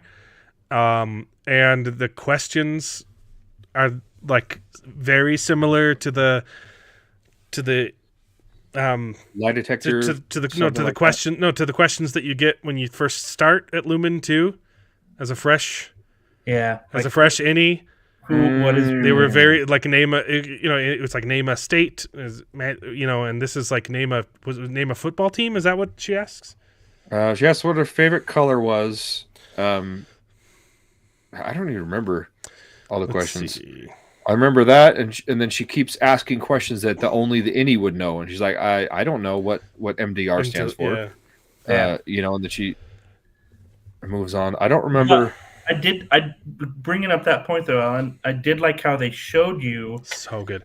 The editing was so good. There were some before this last shot. There were some shots that were just simple like office shots that were so good. There was a rotating shot where it's focused on it's her talking with Mark, and the camera is just focused on her because she's the only one that you want to pay attention to because you're trying to figure out who she is. Mm-hmm. And it like the camera swings around Mark while staying focused on her the whole time. It was an amazing shot. It was an amazing camera move. Yeah. It was so good. And then the editing in this scene, cutting between these questions and his integration questions. And it was just a good episode. Yeah. Okay, that's what I really enjoyed about the show is that like it I mean it really is like, you know, it's kind of an office, right, where it's like it's taking you into like the daily life of the office and what, you know, people do or whatnot. Mm-hmm. But at the same time, like it's taking something that's so mundane, and the way that it's filmed and directed and cut together and edited, like all of that just feels so intentional and like beautiful. And like there were a couple times where literally during this episode like where it showed like Helena, where she was like in her office, and then it like showed the car like drive up like they do some amazing things with mirrors I was like that mirror shots where everything is in frame, and you're like, the cinematography is phenomenal. And that's really saying something where most of this show is inside a white box. Walls, white rooms, white lights. You know, it's like it's so drab, but the camera shots are so amazing. What they do within that uninteresting space, right? So the questions are very similar. The first question she asks is, "Who am I?" Which is like, "Who are you?" is the other one. You know, like, and then where are we? What's your mother's name? What's her eye color? Seriously, you don't know your mother's eye color, bro? I would hesitate too. I know, and then now I know because I've thought about it. My mommy's eyes are hazel, right? But if someone asked me in the moment, I don't. Oh no, I know this. Yeah.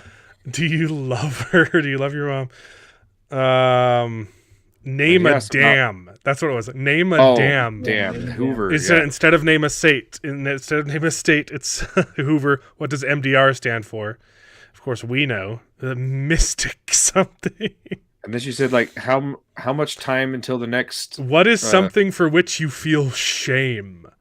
When my dog died, it was my fault. I left the gate open. Where were you born? I'm not sure. And he starts staggering. What month is it? You mean what quarter? Oh, that was a great line. Yeah, that was good. What was your first memory? I don't know. And then it starts going back and forth, and it's so good, so good, so good, so good. Yeah, I can't believe that they did this. Yeah, me too. That absolutely shocked me. And then I wonder if you mind taking a brief survey. 5 questions. Who are you? And it's PD's voice. I hope we get some more PD. Yeah, maybe some flashbacks now that he remembers everything, right?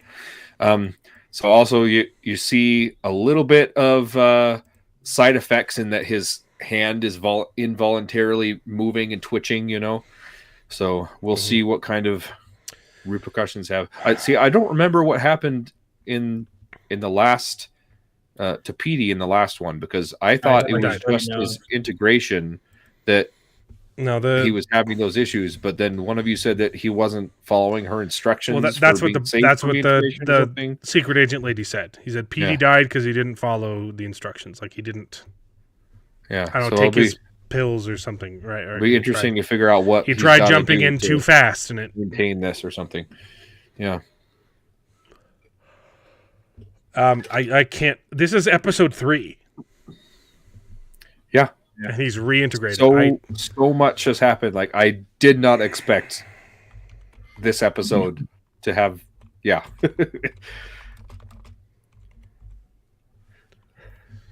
Yeah. Very interesting. Very well done. I'm intrigued. I love this. And it's 10 episodes long. 10 episodes. Season 1 only had 9. Which in most cases, I think 10 episodes should be the minimum. And a lot of these shows struggle to get anything done. And I mean, I'm loving this season so far. It's fantastic. It's been perfect. Yeah. I like too how man. Like I was worried this episode was slowing down, and then it didn't. Yeah. But I like how we got to see a little bit of what happened with the repercussions last episode. I know you guys probably already talked about that, but that was good. Sorry, what? The repercussions of them doing their doing their coup. Right, so the last episode was all about You're talking about episode 2. Yeah. Were you not here last week? No, I wasn't. I'm gonna have to do that every other week. So sneezy. I thought you were here. No. Well, yeah, Mark. That's because it's a much better show than Silo. I like Silo, but which was weird too, because I really liked Severance, but I was more excited for Silo season 2. That's because you're a silly boy. And because. I don't know. The first season of Severance was amazing. It was really fun, but it wasn't as exciting as something like Silo, right? But this second season of Severance has been knocking it out of the park. I mean, it wasn't until the last couple episodes. The last couple episodes of the first season of Severance were like, oh shoot, I want to watch more of this. But yeah, I agree with you. It was a lot more of oh, they're doing their office work, Yeah. You guys have no taste. No, I loved it. Season 1 was amazing, but it was just this is an intriguing idea. I'm interested to see what's happening. And then the last couple episodes, you're right, Jared. It was what the crap? This is, But yeah, this season is completely different. They have taken off the cuffs, and I love it. Yeah, it's good. Enjoying it. Definitely recommend it. Animal Control this season was kind of meh.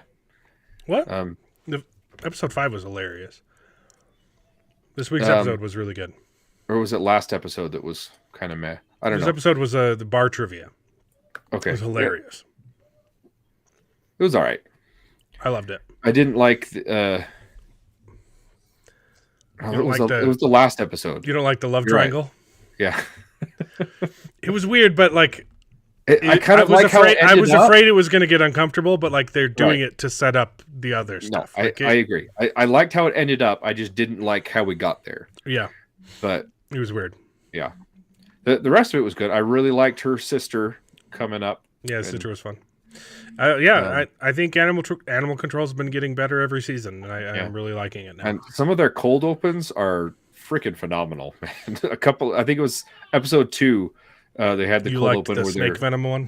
They're rushing because he's getting bitten in the neck, and they're rushing some anti-venom from the other car, And and Shred is like, hey, we should I should suck it out. Trying to like, suck the poison no, out, you don't suck the poison out. It doesn't do anything. If there's even a 1% chance that it will save your life, I think we should go for it. And then it cuts to the other car coming up, and he's sucking on his neck. Like, please hurry. He's using more tongue than the snake did.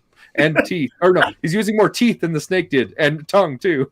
It's like, it's a good such show. a good cold open, man. It's a good show. The characters are really feeling like their own things now.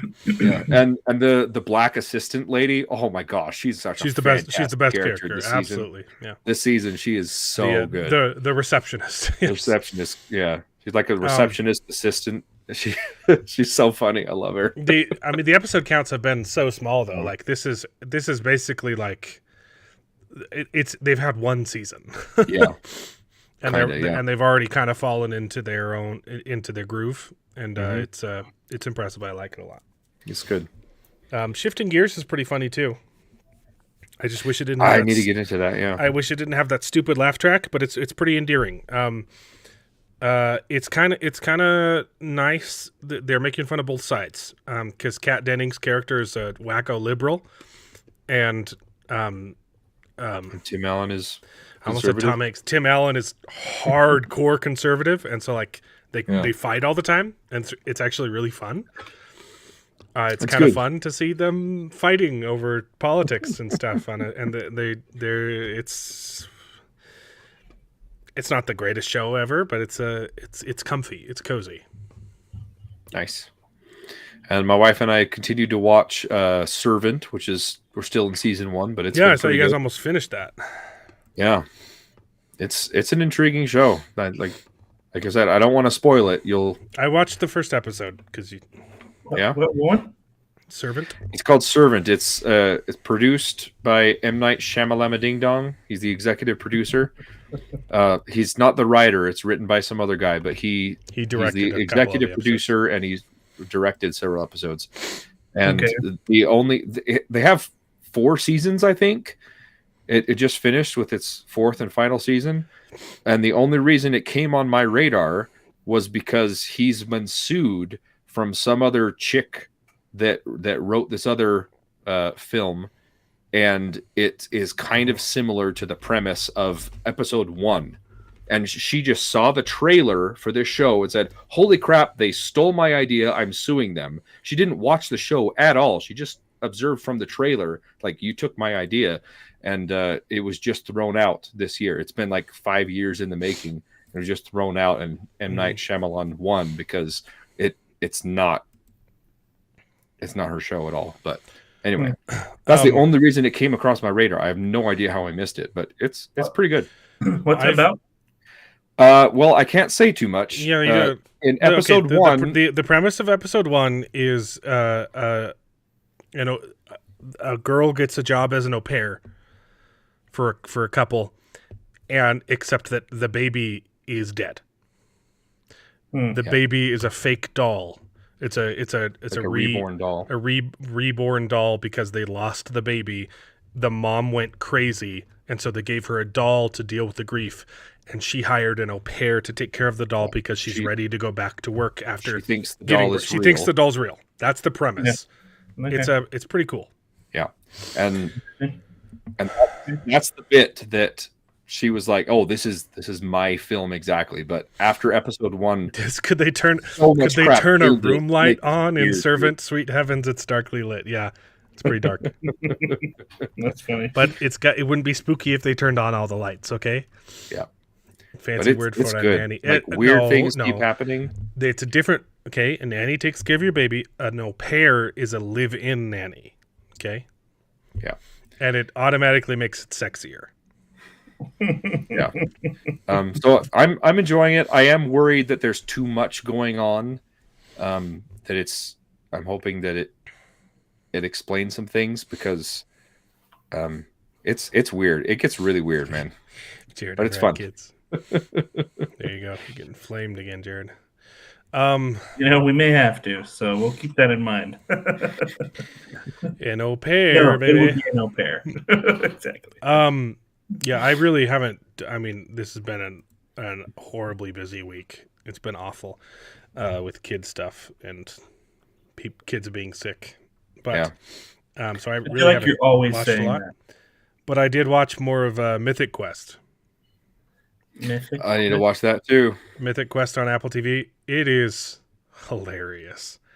It's I a haven't Yes, seen that either. yes, Mark. The brother is Ron Weasley. Ron Weasley's Rupert- in Severance. No, he's in.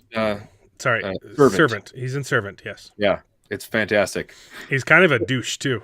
He is character. he's kind of a douche drunk, but he's a good character, man. He's characters, not him. He's a really nice guy in person, apparently. Yeah. Mythic Quest. They have 4 seasons of this show too, and I'm still on season 1 because I haven't. And they're like 30-minute episodes, and it's actually that's what like happens when it's a full season. Like there's like 12 episodes, 11 episodes in season 1.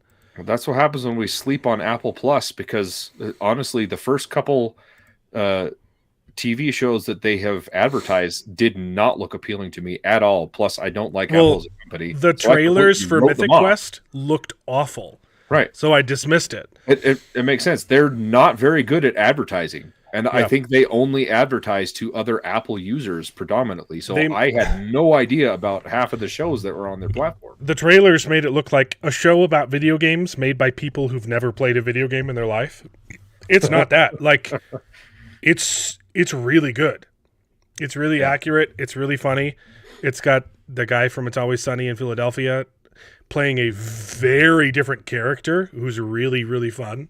It's also got Abed from Community also playing an extremely different character. Dang. Okay. That's I need just to get as on interesting. And it's really fun. Yeah. And it's pretty clever. It feels a lot like Silicon Valley, but less crude. Yeah, I didn't watch any of that. And less serious. That show's not serious, but like it doesn't take itself that seriously. And then episode 5 of season 1 made me cry. It was one of the most beautiful things. It was really sad. Does he get a DLC horse armor? No, I don't want to say anything, but it's like a. That horse armor was beautiful, man. It's really good. Cool. So it's funny, but it's also like deep, and I'm almost done with season 1. It's been rough. So and there's 4 seasons of it, huh? Yeah. Wow. Let's see, when did season 4 air? Season 4 aired in season 4 is airing right now. Wow. They're 3 episodes into season 4. Cool. Nice. It's a good show. I likey. Me likey. Almost done with Dungeon Crawler Carl. Book 6. Book 6? 6? I'm on 6, yeah. I'm literally on the finale. 80% done. Nice. Just started the big boss fight for the end, and I had to pause to go to church. I need to get back into that. I'm What was the boss on that one? still doing Wind and Truth. That one sets up from the beginning that it's going to be a PvP. They're forcing players to fight each other. Oh, yeah. And then Carl does something that makes it worse. Yeah. Do you remember the ending of that one now? Yeah. There's some teleportation involved that screws everyone over. Yeah. And demons. And the greatest character of all time is the male stripper called Dong Quixote. Yeah. Oh no! Yeah.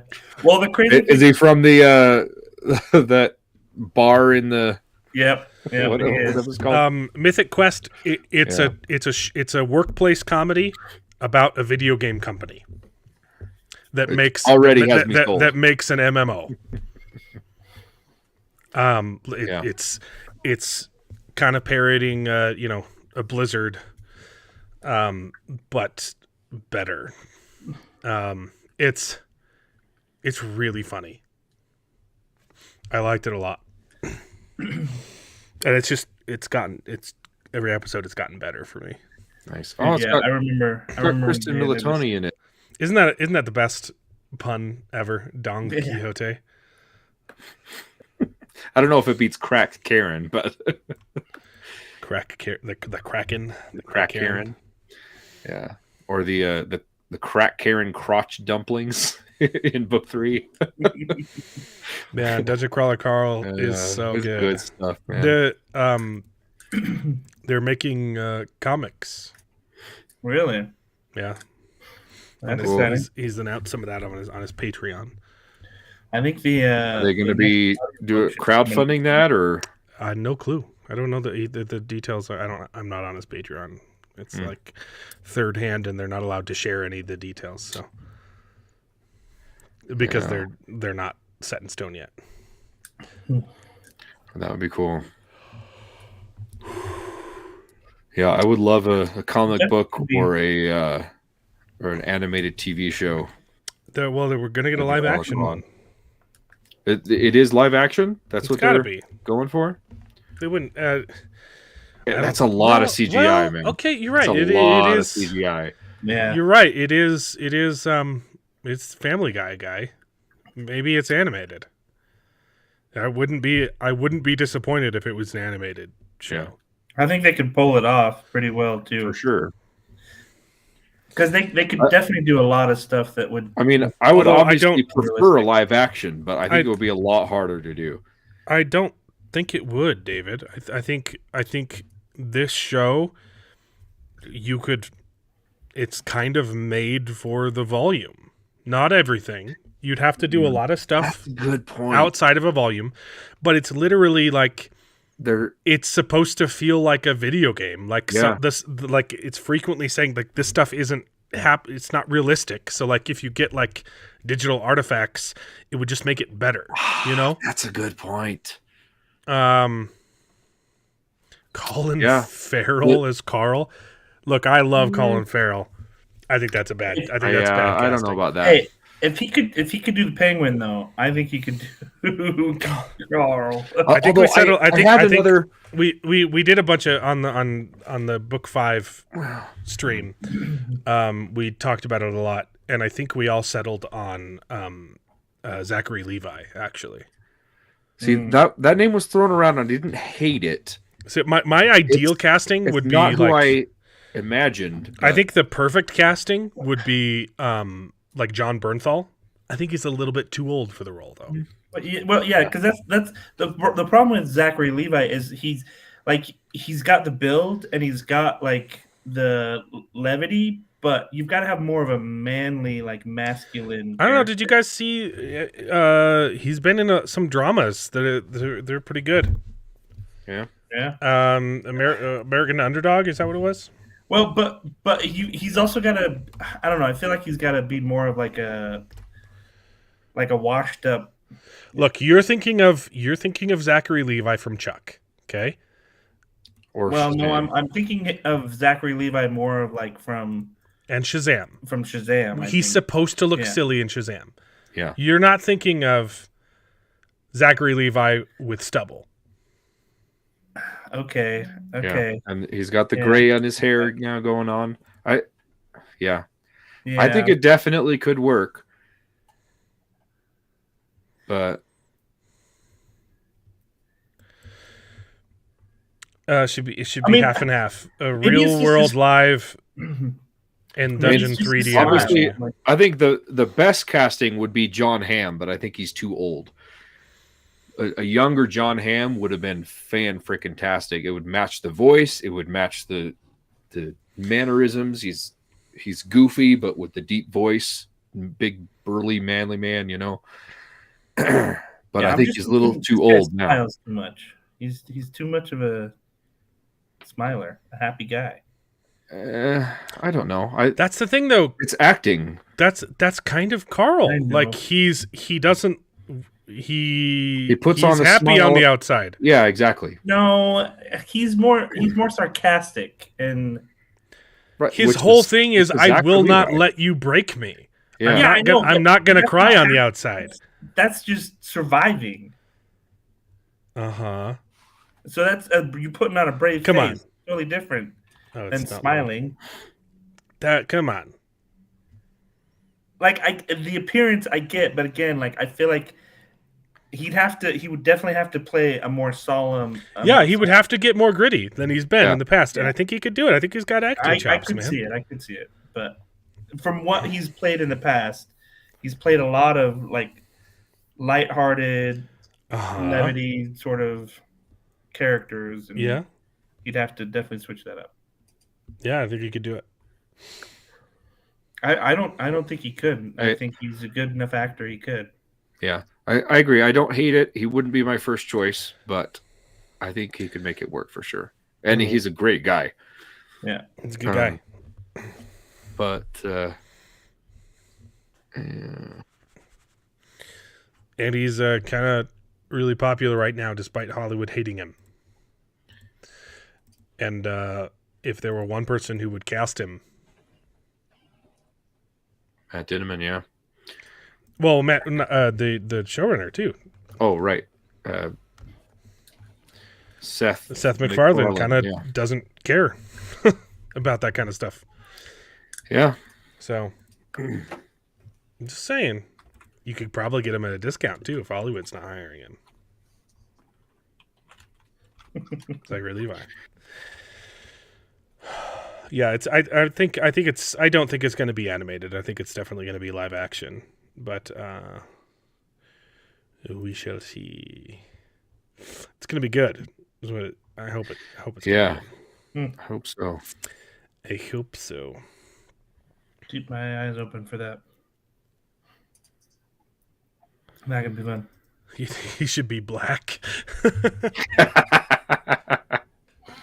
His character, it wouldn't be terrible to have like a Michael B. Jordan type. His race really is not important to the role. Yeah, that's true.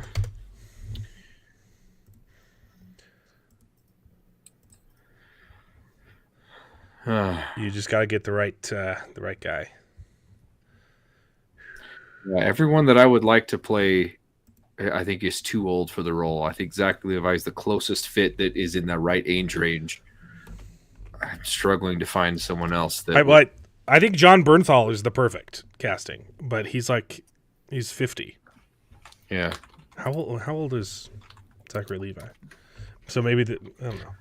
I think he's in his 40s or something. Yeah, you're right. John Bernthal would be. He would be pretty good. Yeah.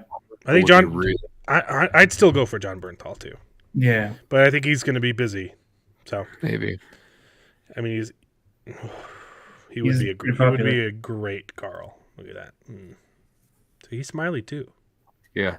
No, but he's also punch you in the face. Just because he played Punisher. Well, no, but he just kind of has that aura. He's just that look. Yeah, he's got the rough look, like his nose is busted, like he's been in one too many bar fights, Yeah. He's got a big nose. He does. He does have a really big nose and funky looking ears too. It's not like it's wide. Yeah. Yeah, it is wide. It's wide, and why is it so wide? I said, it's like flat in the middle, like he's had a broken nose. Jason Statham is not right for the role. No. He's too wide. He's too thick. Yeah, Jason Statham also is not a great actor, in my opinion. He's really good at punching stuff and doing stunts and acting stoic. I don't think his range is. He's also 60. Is he really that old? Yeah. Holy crap. Well, he would handle the action sscenes well. I just don't think he'd. Right. Exactly. I don't think he's right for the character itself. No. It was a joke. Okay, he's too grizzled. Yeah, I agree. If you throw stuff like that out, what about like The Rock? Wouldn't that be great? Just like no. That would be although awful. I think The Rock is a lot better actor than Jason Statham. I think he has proven himself beyond my. I never thought The Rock would be a good actor. The first couple roles he was in was like, woof, man, that's bad. But he's really good, man. I've been impressed. Scorpion King aside, but Nick in Grimm. Yeah, no, he's definitely not the right Is one. that is that the main character in Grimm? I think I watched like one episode of Grimm. No, John I didn't keep Cena. going. What's his? Let me pull it up. Oh, Hold on. He's a little. Well, What's his name? Let's see. David Guntoli. yeah, his face is too He's a little boyish. angular. Yeah. Oh, what's It wouldn't be the worst casting, but if you guys think that Zachary Levi is too nice looking, I don't know. It's kind of nice. Yeah, maybe. John Cena, Warrior Princess. Is that what that is? I don't know. John Cena? I'm assuming. Well, yeah, I don't know. Can't tell if he's trying to spell it wrong for a joke or not. What about what's Who his would play- bucket? Who that would play played, Donut? That's the thing. You don't need to recast Donut. Just Right. have Just just a voice have Jeff actress. Hayes do Donut. Just so weird. How does he get that voice? I don't understand. I don't know, I can kind of do it. I've been practicing. Let's see. I gotta give me a second. Give me a line that she would say. It's a Longo is appalled. I can kind of do Princess Donut. Yeah, it's pretty good. Okay, what about the guy that plays Paul. Earl in My Name Is Earl? I know he's kind of wacky. You want to cast Earl? Yeah. Look at him. Jason Lee is his name. Okay, the problem is, I've only ever seen him in My Name Is Earl and in Raising Hope. Earl Hickey, Jason Lee. Okay, I haven't seen him in short hair before. I don't hate it. I don't think that's he could. like the you can't one with him- you can't No, roll no. up like Not that. mustache, Yeah, no, But not the like one- that. That's No, actually not bad. That's the one with the cap on either one of the 5 ones of him with the cap. I think he could pull off a decent. Now I'm struggling to remember. I don't hate it. Yeah, that one. I don't know. I'm just spitballing here. Who do you cast as Carl? Hmm.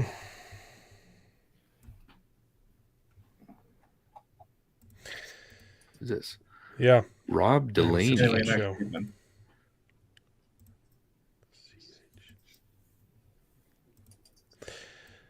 I'm more concerned about who you cast as Quan CH because you got to be just the most despicable human on Earth. Oh, what about the guy that plays Ken Jeong? Jim? that replaces Jim in the office. Oh, the guy that plays Jim he's too nice. I wouldn't be able to hate him. No, but I think he can play a good bad guy. The Shang-Chi guy? Oh, yeah, there you go. Cast Shang-Chi because everyone already hates him. What was it? Simu Liu. Yeah, he could definitely play Quan CH. Oh, what a... I'm about... I had to pause right before Carl's gonna kill him. So... Oh, that's a good part. Good part to be at. At least I hope he gets killed. He better get killed. Mm. Or maybe just... What book is David on? I've read the first 3. Okay, never mind. I was going to say something spoilery. Yeah, I don't remember Quan. Anyway, Yeah, he doesn't come in until book 4, I think. now I'm getting just a bunch of recommendations for. Google is thinking I'm looking at actors, and I'm not suggesting this. I just saw it and I had to picture him as Carl, and I don't like it at all. But the Superstore guy, Yeah, no. no, doesn't work. He's too feminine. Anyway, that's about it. I don't have anything else to talk about other than just fan casting Dungeon Crawler Carl. I was going to bring up. Have you watched any more Dark Horse Oops. Dark Horse or Slow Horses? Slow Horses. Yeah. No, I haven't gone. I haven't started that one. Right, Dark Horse was the comic book in it. Anyway, Yeah. Slow Horse. No, I watched season 1 and 2. I think I watched like 1 or 2 episodes in season 3, and I stopped watching. But I need to get back into it eventually. Okay. So who would you cast? Have you finished watching it? Is that? Oh yeah, I just finished. Yeah, it was good. The last season was good. I liked it. Katya, I would cast Anna de Armas, but that's a me problem. Okay. That is not who I pictured in that role.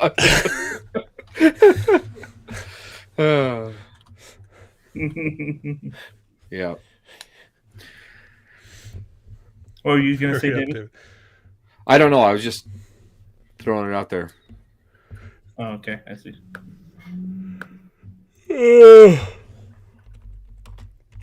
Anyway. Yeah. It's interesting. I mean, either that or like Jennifer Connelly, but she's like 55. Wow. She looks great. Yeah. I'm still hoping Carl and Katya end up together, so. I'm glad she's still around in book 6. She's a great character. Yes. Spoilers. Mm-hmm. You don't see Anna de Armas in that role? That is just not who I pictured. I mean, I wouldn't hate that. Wouldn't hate that at all. She's too expensive now, though. Yeah. She's too famous. Sydney Sweeney? I don't think that would work at all. Yeah. I know you have a thing for Sydney Sweeney, Mark, but yeah. What about Zendaya?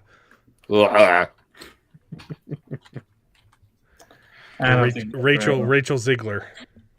Oh no.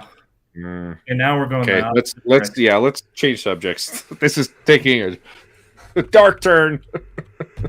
Brie Larson.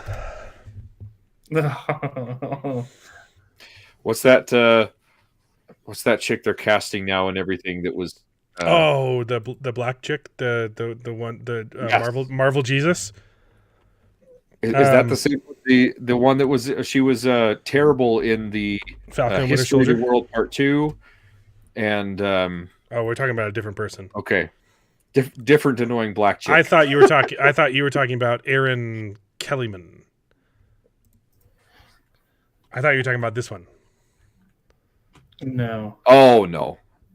The ginger. I don't know why I said she was black. Yeah, no. I thought she's mixed-ish, kind of. I don't know. I'm pretty sure she's mixed. I don't know. She's British. Yeah. Yeah, she's Marvel Jesus in Falcon Winter Soldier and Willow. Who are you talking about? No, the older black History chick of the World comedian. Yeah, she was like a showrunner in History of the World. Wesley Snipes? No. What's her name? Why would I don't remember her name. Let me look it up. Wanda Sykes. Wanda Sykes. I was going to say, is it Wanda? It sounds like Wesley Snipes, though, right? It does. I'm not. I know it's not Wesley Snipes. Okay. Yeah. Wanda Sykes is Katya. I would kill myself. I know, right? That would be like the absolute worst. I do not understand her appeal. Like, she's been popping up everywhere, and I don't think she can act at all. She's awful. I think the only casting that would be worse than Wanda Sykes is friggin' Aquafina. Oh, I was gonna bring her up, but I wasn't sure if I wanted to go there. That's another one. Shang-Chi is the only role that she was tolerable. I don't understand why she's famous. It doesn't make sense to me. She just I was gonna say too. Yells. Wanda was the only role I appreciated her in was in Over the Hedge, where you don't have to see her face. Is it because you don't have to see her face? Is that what you're saying? Wow, that's pretty racist, Jared. I think she was the skunk, but it was hilarious. She did a great job. But anyway. Yeah, she does a lot of voice work, and she's fine. You don't have to. Yeah. Well, I thought she was annoying in The Last Dragon, though. The Last Dragon? Raya in The Last Dragon. She's Aquafina. Yeah. That's We're what you talking said. about Wanda Sykes. Oh, we're back on Wanda I Sykes. switched this back. Gotcha. She was in Pootie Tang. I didn't know that was a movie. Definitely have to watch that now. I didn't want to know it was a movie. Looks like one of those blaxploitation films. Mhm. Anyway, next week we got Severance at 4. I was so tired. There's one more I want to suggest for Carl, but I gotta lock him up. Oh, lock in. You gotta lock in those picks. Look it up real quick. Yeah. But we got Severance season 4, episode 4. Severance episode 4 and Invincible starts this week. Invincible does, really? Yeah, Okay. I think. Let me double check. Saw Let me that double on- check. What? I saw that on the schedule, so. If it's on the schedule, then why are you second guessing me? Well, I thought it was later. I didn't realize it was this week. Why are you Max? second guessing me? I thought it was like 2 or 3 weeks down the road. No, it airs on February 6th. Okay. Okay. I don't know this guy at all. I don't think I've seen him in anything. Max Martini, but he's got the look for Carl for sure. Let me see.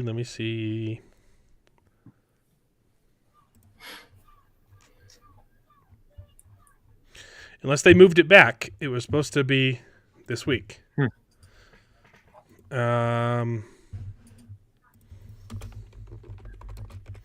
Let me see. Yeah, February 6th this week. Episode 1 through 3 are dropping this week, and then they're doing weekly after that. I don't like that. I don't like that at all. Stop. You don't just do. It's fine. It's fine. Okay, look up Max Martini. Hold on. Yeah. Max Martini. And there was another name that was coming up as it was searching, and as I was searching for stuff. He's ginger. I don't hate it. Yeah. Oh yeah, I could see that. Yeah. Another one that I think fits the look really what's well, that? but I don't know him in enough stuff is Rob Delaney. But he's that dude in Deadpool. Oh, in Deadpool, right? Yeah. Okay. I forget his name. I don't like him in Deadpool at all. Okay. I really dislike him in that, but he was really good in Bad Monkey. Yeah. But I think he could fit the look, and He's a little goofy. maybe. He's a little goofy. Again, so is Carl. He's a little goofy and unhinged, but he's got to have that serious vibe on the I don't like outside. You're right. But I don't I like just say I don't know him in enough stuff. I think he fits the look, though. I think you're wrong. I think the you're wrong last about that. one's better. Yeah. But I agree. This Max Martini looks like he could fit it too. But I don't Yeah, know that him. was good. I don't that was a know good him pull. in anything. I seen just haven't seen any it. of these movies. I haven't seen Captain Phillips. I know I should. I haven't seen 13 Hours. He's been in a lot of war movies. I have where, seen Pacific Rim. I don't remember it because it was a movie about robots punching aliens, and that's all I I remember. think he was one of the pilots. Oh, he's in 50 Shades of Grey. Okay, Oh dear. we might have to watch Saving those. Private Ryan. We might have to watch those just to see if he's a good just actor for research. for research. Yeah, no, thank you. This is not. Oh, he's That- been in. That one doesn't look great, but this looks fine. Yeah. Oh, well, I could be younger too.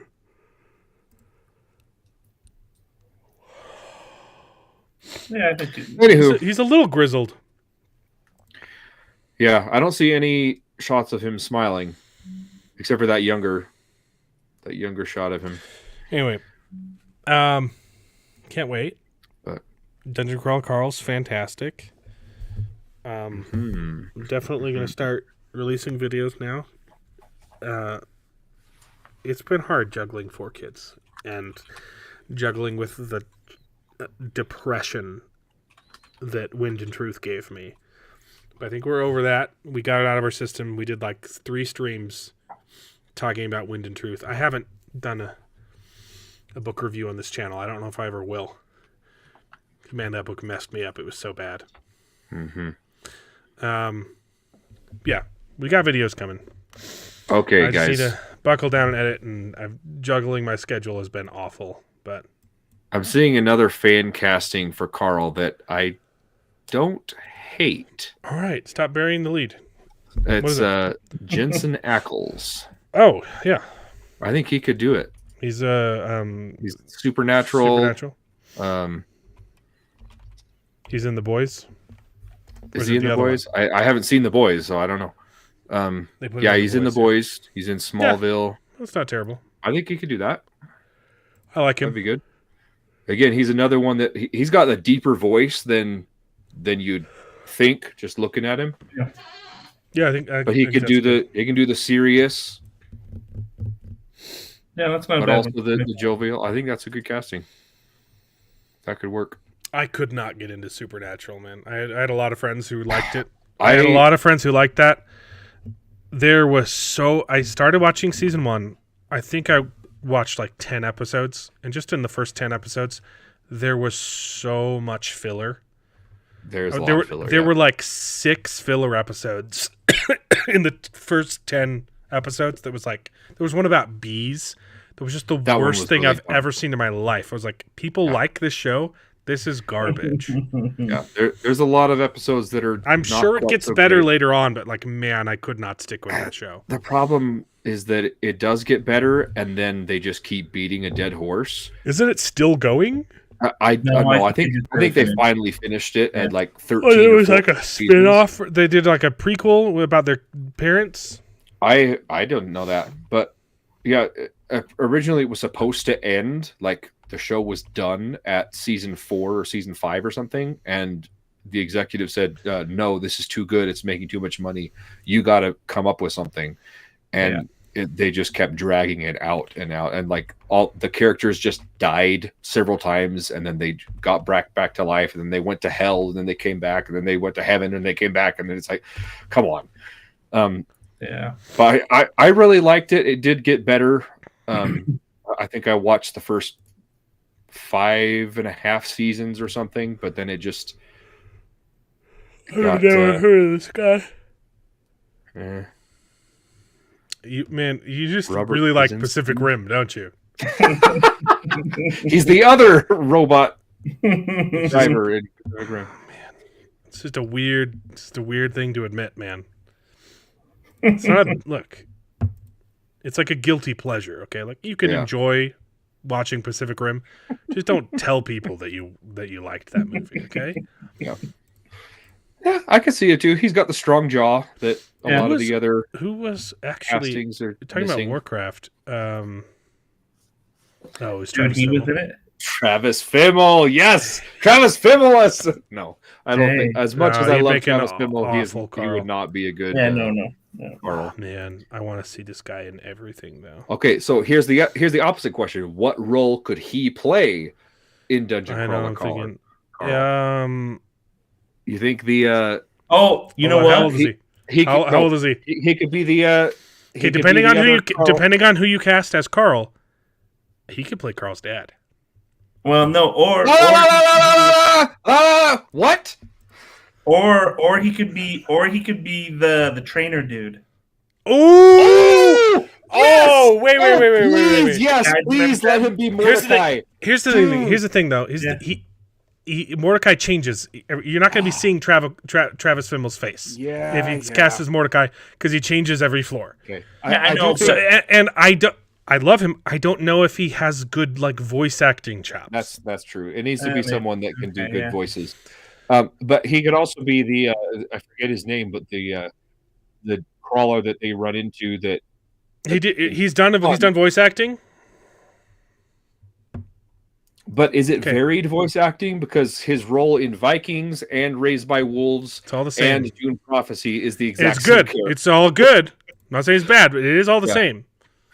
Does he have range? I love Travis. Oh man, I love this guy. But no, I think he could play the crawler that they run into that they blow up his daughter. I forget his name. Oh, he could play that early rival. But then he wouldn't be in the show for very long. Yeah, but he would could be good. It would be a fun cameo. I wouldn't want to cast Travis Fimmel in a cameo. He's in the first 3 books. It's not a cameo. It's a glorified cameo. Okay, well, okay, whatever. I think Mordecai would be fun, but I think you need a more exuberant. Yeah, and plus we never see him as a human. Well, I guess in book 2 he was a succubus, so that could be more of a human-like character. We could see the actor's real face. Here's the thing for Carl's dad, though. Do you just keep Patrick Warburton? Why not? Do you just keep him as Carl's dad? Yeah, why not? Probably. Yeah. Yeah, I think that would work. Yeah, I think you could still do that one. Yeah, just keep Patrick Warburton for Carl's dad. So does he voice Carl's dad in the books? Yeah. It's funky. That's awesome because like Carl sounds like Patrick Warburton mixed with yeah. You don't need to cast anyone else. Yeah. And John Hamm, sorry. All right, if you don't go with Travis Fimmel, though, who do you cast as Mordecai? He's got to be a good voice actor. Voice guy. Oh, you cast hands down. Again, you could just keep not Matt Dinman, the audiobook guy. I've already said his name on the show. Except because Mordecai, you could actually have the character. I think you cast Alan Tudyk, hands down. No questions. He is one of the most talented voice actors. Does different impersonations. They don't all sound the same. I think he could nail this. And seeing him as a succubus in season 2, whatever, 2, hell yeah. Jeff Hayes. I don't know why I couldn't remember his name. He's mostly going to be CGI the whole time, though. So you could keep Jeff Hayes. I don't dislike Alan Tudyk, though. Alan Tudyk would nail it, bro. Woody Harrelson? Okay. I thought it was a joke, but it kind of does, kind of sinks in a little bit. Or the brother from Everybody Loves Raymond.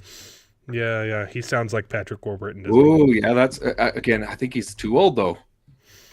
John Hamm, Patrick Warburton, and the brother from Everybody Loves Raymond, I think their voices match, and they could do a fantastic job, but they're too old now to play.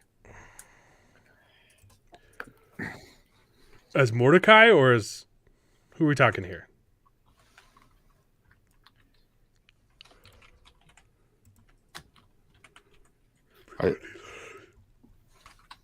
That might be a suggestion for Mordecai.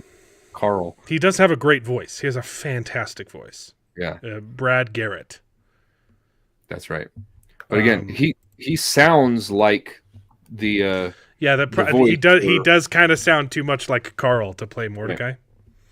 Right. And the thing is, I don't know if he could do different voices because Mordecai sounds different on every level because he changes. Woody Harrelson. Woody Harrelson be way too expensive. Woody Harrelson, I think, could play the rat version of Mordecai in level 1. I don't know if he could do a good job as the other ones. Alan Tudyk would be fantastic because the times that we see him as a more humanoid person, like in book 2 when he's a succubus, you could just have Alan Tudyk in red makeup and horns and whatever, and he could pull it off. But then the other times he's playing a CGI character and he does the voices and they're so varied. If it's not Alan Tudyk now, I'm going to be disappointed. Oh, it's Carl's dad. Okay. Because he sounds like Patrick Warburton. Yeah, I just don't know why. At that point, I don't know why you wouldn't just cast Patrick Warburton, since he already did the book. You know. Yeah. But yeah, Well, it would be a fine replacement if you couldn't. The reason being is because if it's live action, you want to get someone who also looks like whoever they're getting to play Carl. Okay, who do you put Anya Taylor-Joy in as? That's because she's got to be in everything, right? Yeah, that's how it works. Yep. Crack Karen. She's No. Crack Karen. Honestly, that would be a pretty awesome. That would be pretty good. She'd Or be great. Aquafina. Aquafina could actually make a good Crack Karen. Well, I like Anya Taylor-Joy though. That's the thing. She's a good actress. Yeah. I like her agree. a lot. I don't know if she'd be good for Katya. Maybe. Yeah, I'm struggling. She's supposed to be. She's like she's Russian thing, right? like Yugoslavian or something like that. I can't remember the actual. It's not Russia. It's one of those smaller countries over there.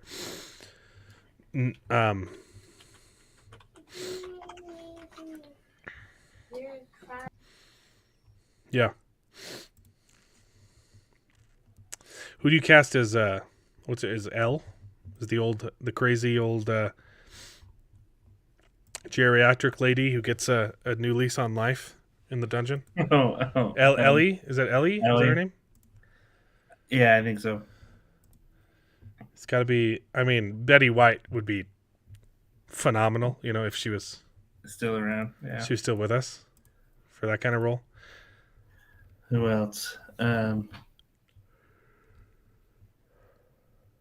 No. I've got a face. I don't know. Okay. Oh, All you know right, who we got it is? Hold we on. got it. We got it. Mark Clark gave permission. I get Anna de Armas as Katya. If you just get Sydney, like in real life, if I just give you Sydney Sweeney, or if she plays another role in the show.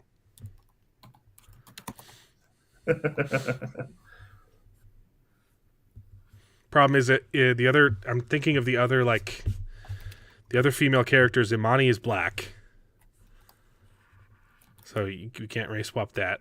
Okay, I have a good old woman. Hold on one sec. I've got permission Old woman for who? for Ellie. Ellie. Yeah, hold on. The nurse, It's, the nursing home lady who turns into a fairy and is awesome the entire time. She's the one with the shopping cart, right? No, No. That's shoot. that's a different person. Yeah. Jackie Hoffman. No. Sorry. Yeah, Jackie Hoffman. Yeah.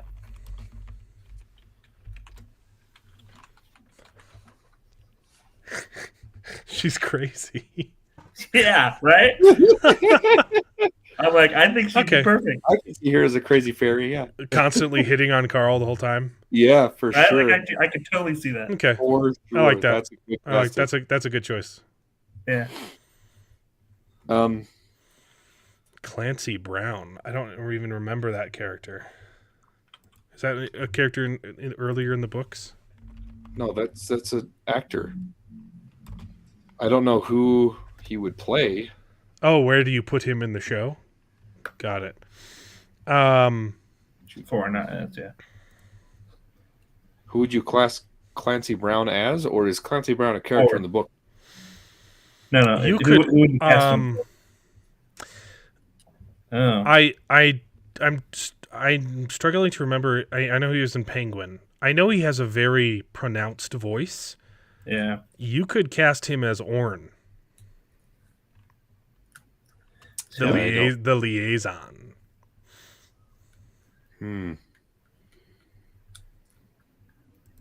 Yeah, I like it. I don't think I know that character yet. I don't think you do. I think he's introduced in book 4. Yeah. What about the previous liaison, the bubbly fish lady? No. That is not a liaison, David. Oh no. Yeah. He's introduced in book 4. Okay. Yeah, I think he is. Clancy Brown could be Mongo. He has no lines. Mongo. Mongo could be Aquafina. There you go. You just screech like she does normally. You do Mongo. cast someone real good for the lawyer for his lawyer too. Oh yeah. Well, maybe. You know who you could cast? Hear me out. Okay. Ben Schwartz. Mm,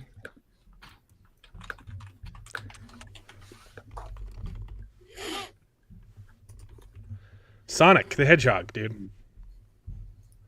He could absolutely play Carl's lawyer. okay. I haven't really seen him in anything. It's got to be someone who's fast talking and good Yeah. at improv. And he's literally one of the greatest He is improv really good. comedians of all time. He kind of only does comedy though. He plays the same kind of character. You all the don't know Carl's lawyer yet, David. That's All right, all hold you on. would need is comedy, baby. What if you were to do hold on.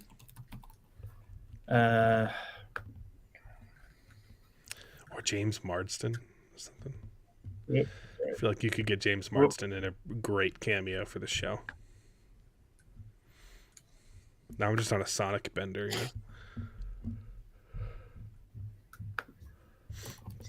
Did I not show Ben Schwartz? No, you did. No, you did. You flashed him on there. I think Someone said you don't know who it he's is. a I don't know good who you're referring to. he's a good actor, but Danny DeVito.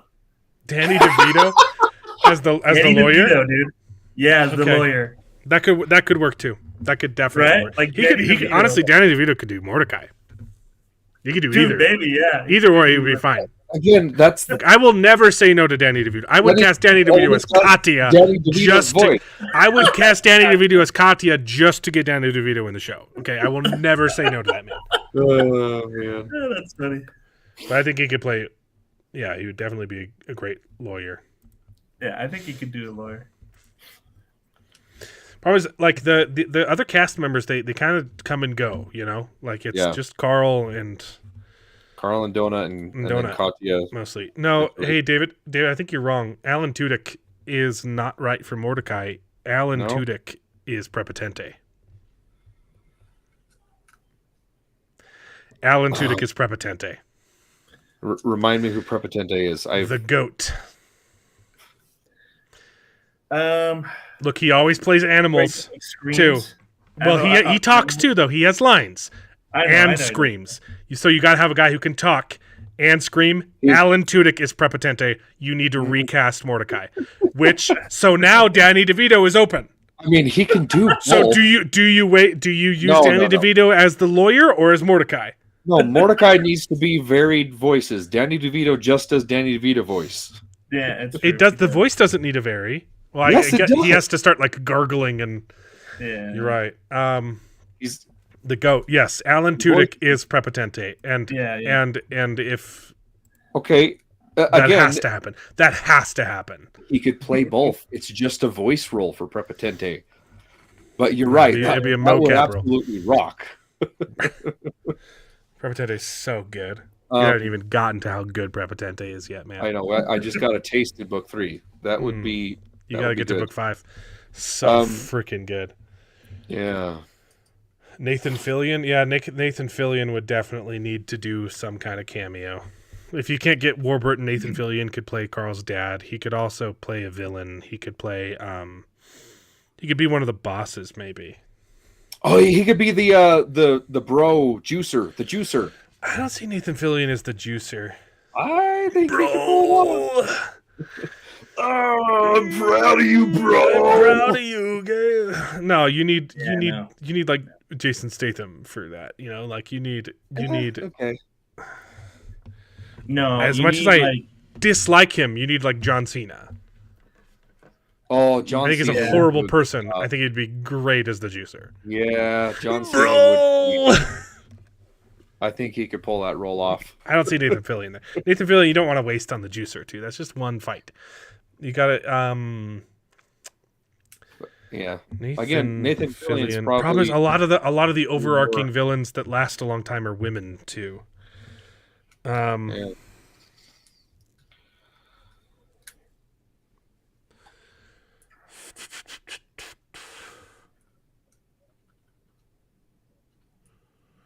There's probably a role for Nathan Fillion in book 4. He could be one of like the The castle La, guys. la, la, la, la, la, la. I'm not spoiling anything. The juicer is that guy in the YouTube ads. Oh, the one who always says cardio never works. Whatever. There's three tricks to V-shred. Something like that. Yeah, he could be the juicer for sure. Absolutely. He's definitely douchey enough. Or honestly, you could get like the one of the Tate brothers to play the juicer. I don't know. Nathan Fillion's yeah, you'd have to get him in something. He would probably just be a cameo. That's the thing. He's too expensive to put on the whole show.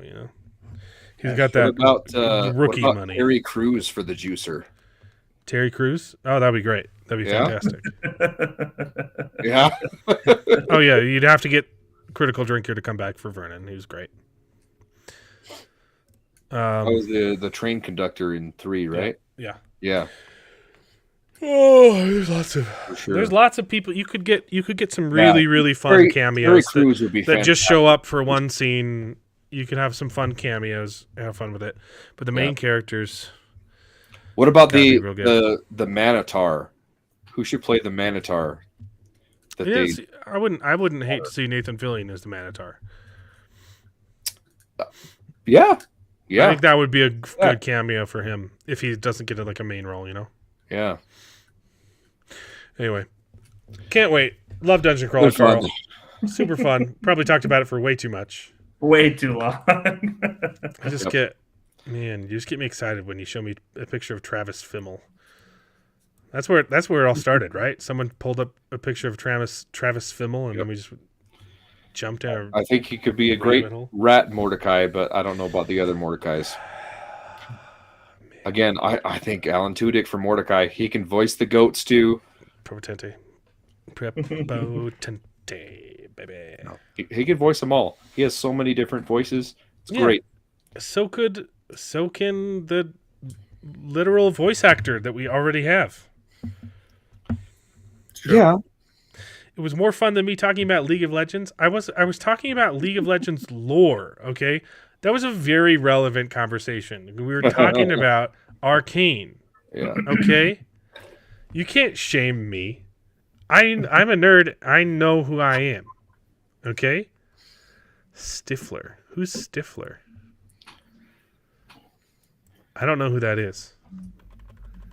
That like an internet person? Oh, okay. Sean William Scott. What is Stifler from like American Pie? Is that his character in that?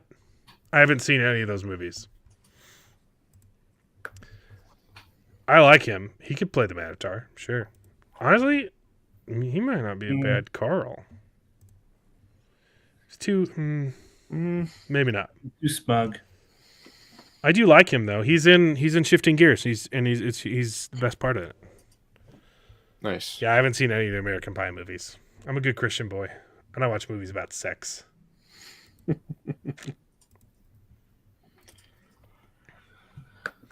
Well, I don't have anything to talk about. But I do like him as an actor. I do like him. We've gone on for far too long. We've gone for like an hour on Digital Crawler, Carl. Well, next week will be more stuff to talk about. Man, I knew it. I knew I was cursing it by putting them on the thumbnail. They weren't going to show up. They both said they were going to be here. Yeah. Okay, so next week's Severance and Invincible, baby. Okay, 3 episodes. And Mythic Quest Season 4, if anyone... I'm not there yet. I'm not done with I've got a lot of catching up to do. That's something that's airing right now, you know? Battlestar Galactica on my own. I need to get back into that. I watched most of these other shows with my wife. I watched like 3 episodes of that, and it was fantastic. I need to get back into it. Yeah, it's yeah, I really like Battlestar Galactica. It's a little bit frustrating because I don't think they... okay, that would be a fun cameo. Got it. What? Oh. He plays a Manitar in Role Models as well. Gotcha. Got it. That would be a fun Easter egg within an Easter egg. That would be smart. Yeah. Yeah, I'm enjoying Battlestar Galactica. I'm almost done with season 3. Real. But it is a little bit frustrating because it's there are certain things that I don't think are flushed out as they should be at this point in the show. So, but it's still a fantastic show. Like the individual episodes are fantastic. I just don't think the overarching narrative with certain characters and the Cylon specifically is very flushed out. But we'll see how it ends. You should definitely be watching Severance. It's fantastic. It's one of the best TV shows. I think it could be the best TV show right now. Right now, for sure. Yeah, I think so. In the last few years, maybe, too. Yeah. It is expertly crafted. Yeah. I'm trying to think of a better one. The only thing that comes to mind is Better Call Saul. Or but they're very different, so. Raised by Wolves, but again, very different. Again, I loved Raised by Wolves. It's unfinished. It's not like... Yeah. You can't... As much as I love Firefly, you can't say, it's the greatest show of all time because it's an incomplete story. Yeah. I love it. I would have loved to see it complete. It's not the greatest show of all time. I can't recommend... I think it is complete with the movie, yeah. Serenity movie. I think it did a fantastic job wrapping everything up and putting a nice little bow on it. There's still several corners of that universe that aren't explored yet, but I thought it did Such a shame. Fantastic job. Don't get me sad about Raised by Wolves again. I know. But again, Raised by Wolves was a good show, but I do not think that show is for everyone. I understand if people are put off by it because it is hella weird.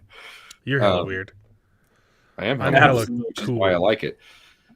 But yeah, Severance I think is more appealing to a wider audience. Severance isn't weird. Severance is weird, but it's more a normal weird. It doesn't have flying snake babies. Yeah. It's got goat head people in weird ritualistic orgies. But it's a weird that we can potentially accept. Yeah, Raised by Wolves was canceled after season 2, and it was it was so good. It was greatest so travesty. Good. And it's got Travis Fimmel in it too. I think we may have to end this stream before you guys go down a real dark. Look, Raised by Wolves did the White Cloaks better than the Wheel of Time TV show. Okay? So good. It's got real, actual White Cloaks in it, and they're phenomenal. And it's got Mother in it, and it's got Father. Father is the best part of that and show. Now he's making video games. No, I didn't hear that. No, we talked about it. He made a video game and he got flack for it because he thought it was. He used to be part of Sweet Baby Inc. and he left it. He quit. To make his own video game. There was something else though that he got flack for. Some article came out that saying that his video game was woke or something like that, and he said no, it was connected to Sweet Baby Inc. Was it? Okay. Yeah. So it got boycotted with the other ones that should have been boycotted, and yeah, you've been playing his game. It's fun. I bought it to support him. I haven't played it yet though. Yeah, I haven't played it either. Tao or something like that. Yeah, Zao. I think it's something or other. It looks good. Oh, I hadn't even heard of that. Yeah, it's Father. Yeah. Look, Tales of Zanira, Zao. Raised by Wolves is ZAU. canceled, but he will always be my daddy. So, what's his name? Looks like it's 55% off right now. He's got that kind of name that you don't want to try and pronounce because it's going to be racist. Abu Bakar Salim. Oh, the father. Yeah. Yeah. He's a cool guy. He's a really cool guy. Cool guy. The game's actually gotten, when we first brought it out, it had just launched or was just about to launch, and it had a whole bunch of negative reviews. Now it's got very positive reviews, and their most recent reviews are because he talked to people. He's like, hey, yeah, he didn't just condemn an entire half of the country for he's like, I just made a game I wanted to make. Yeah. He's a cool guy. He's a good actor. Yep. So yeah, look up the game. You can play it. You can play the demo for free, it looks like, and it's 55% off right now. So He's working on another game too. Sequel. I don't. Is it a sequel or is it a different? Well, I think it's going to be another tale from the same place or something like that. Gotcha. Oh, I'm exhausted. Nice. Yeah. I need to get to work, but it's been fun. Next week's going to be more fun, and we probably won't spend an entire hour and a half fan casting TV shows. Probably. You never know. Probably. Maybe not. Maybe we Probably. will. Yeah. Who knows? If Steve's here, the conversation could go on for forever. So. Yeah. If either Steve show up. Honestly. Well, he wasn't here today, and it went on for quite a long time. Someone showed me a picture of Travis Fimmel. I can't help myself. He's such a good actor. I just like him. I want to be friends with Travis Fimmel. I know he'd be friends with me. We'd hang out. Okay, we'd have fun. Yeah. It's not parasocial at all. Anyway, we'll see you guys next week. Thanks for tuning in. Right. We know you have lots of choices for entertainment, and sometimes we're more organized than other times, and sometimes we're exhausted and half sick, and sometimes we're uncensored. Okay, so sometimes it's more fun. Are there any short people characters in Dungeon Crawler, Carl? It depends. There's lots. There's aliens and stuff. So yeah. I don't think there's like a midget character. I think there's short people who are a different race. Lorp a different character is like a short goblin guy, right? Yeah. But we'll see you guys next week. You could be Danny DeVito. Glorp. Oh, yeah. Prince, whatever his name is. Oh, yeah. Yeah? That could be an amazing Danny Prince DeVito. Glorp. I don't remember his actual name, but... It's Glurp. Well, that was like the catchphrase on his show. It was Glurp, Glurp. Glurp, mother effers. Or no, that was Carl's. No, that was the catchphrase where all the tweens would shout, Glurp, Glurp. Anyway, all right, we'll see you guys next week. It's been exhausting, but also fun. See ya. Yep. Bye. Bye. Yep. And now it is time to say goodbye. We had a great conversation. It's been fun. But all good things must come to an end, and the goodest ending I can think of is... Right now, this moment, this night. So I guess we just say goodbye. So, goodbye. Toodaloo. Au revoir. Auf Wiedersehen. Ciao. Ding dao day. But come back next week for more outrageous bloopers. This is the end.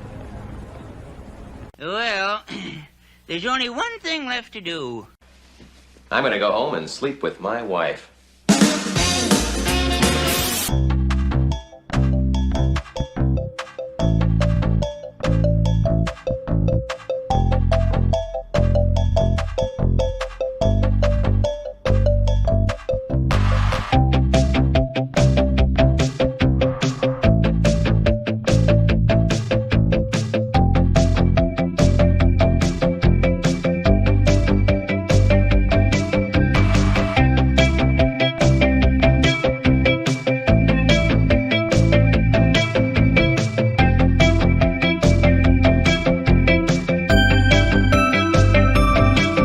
Well, I hope you enjoyed the video. If it's true, please take a minute to subscribe to the channel, and you can join us along for the ride. And if you pay me, I'll try to be more entertaining. So please consider joining Patreon and getting your name in the credits with pride.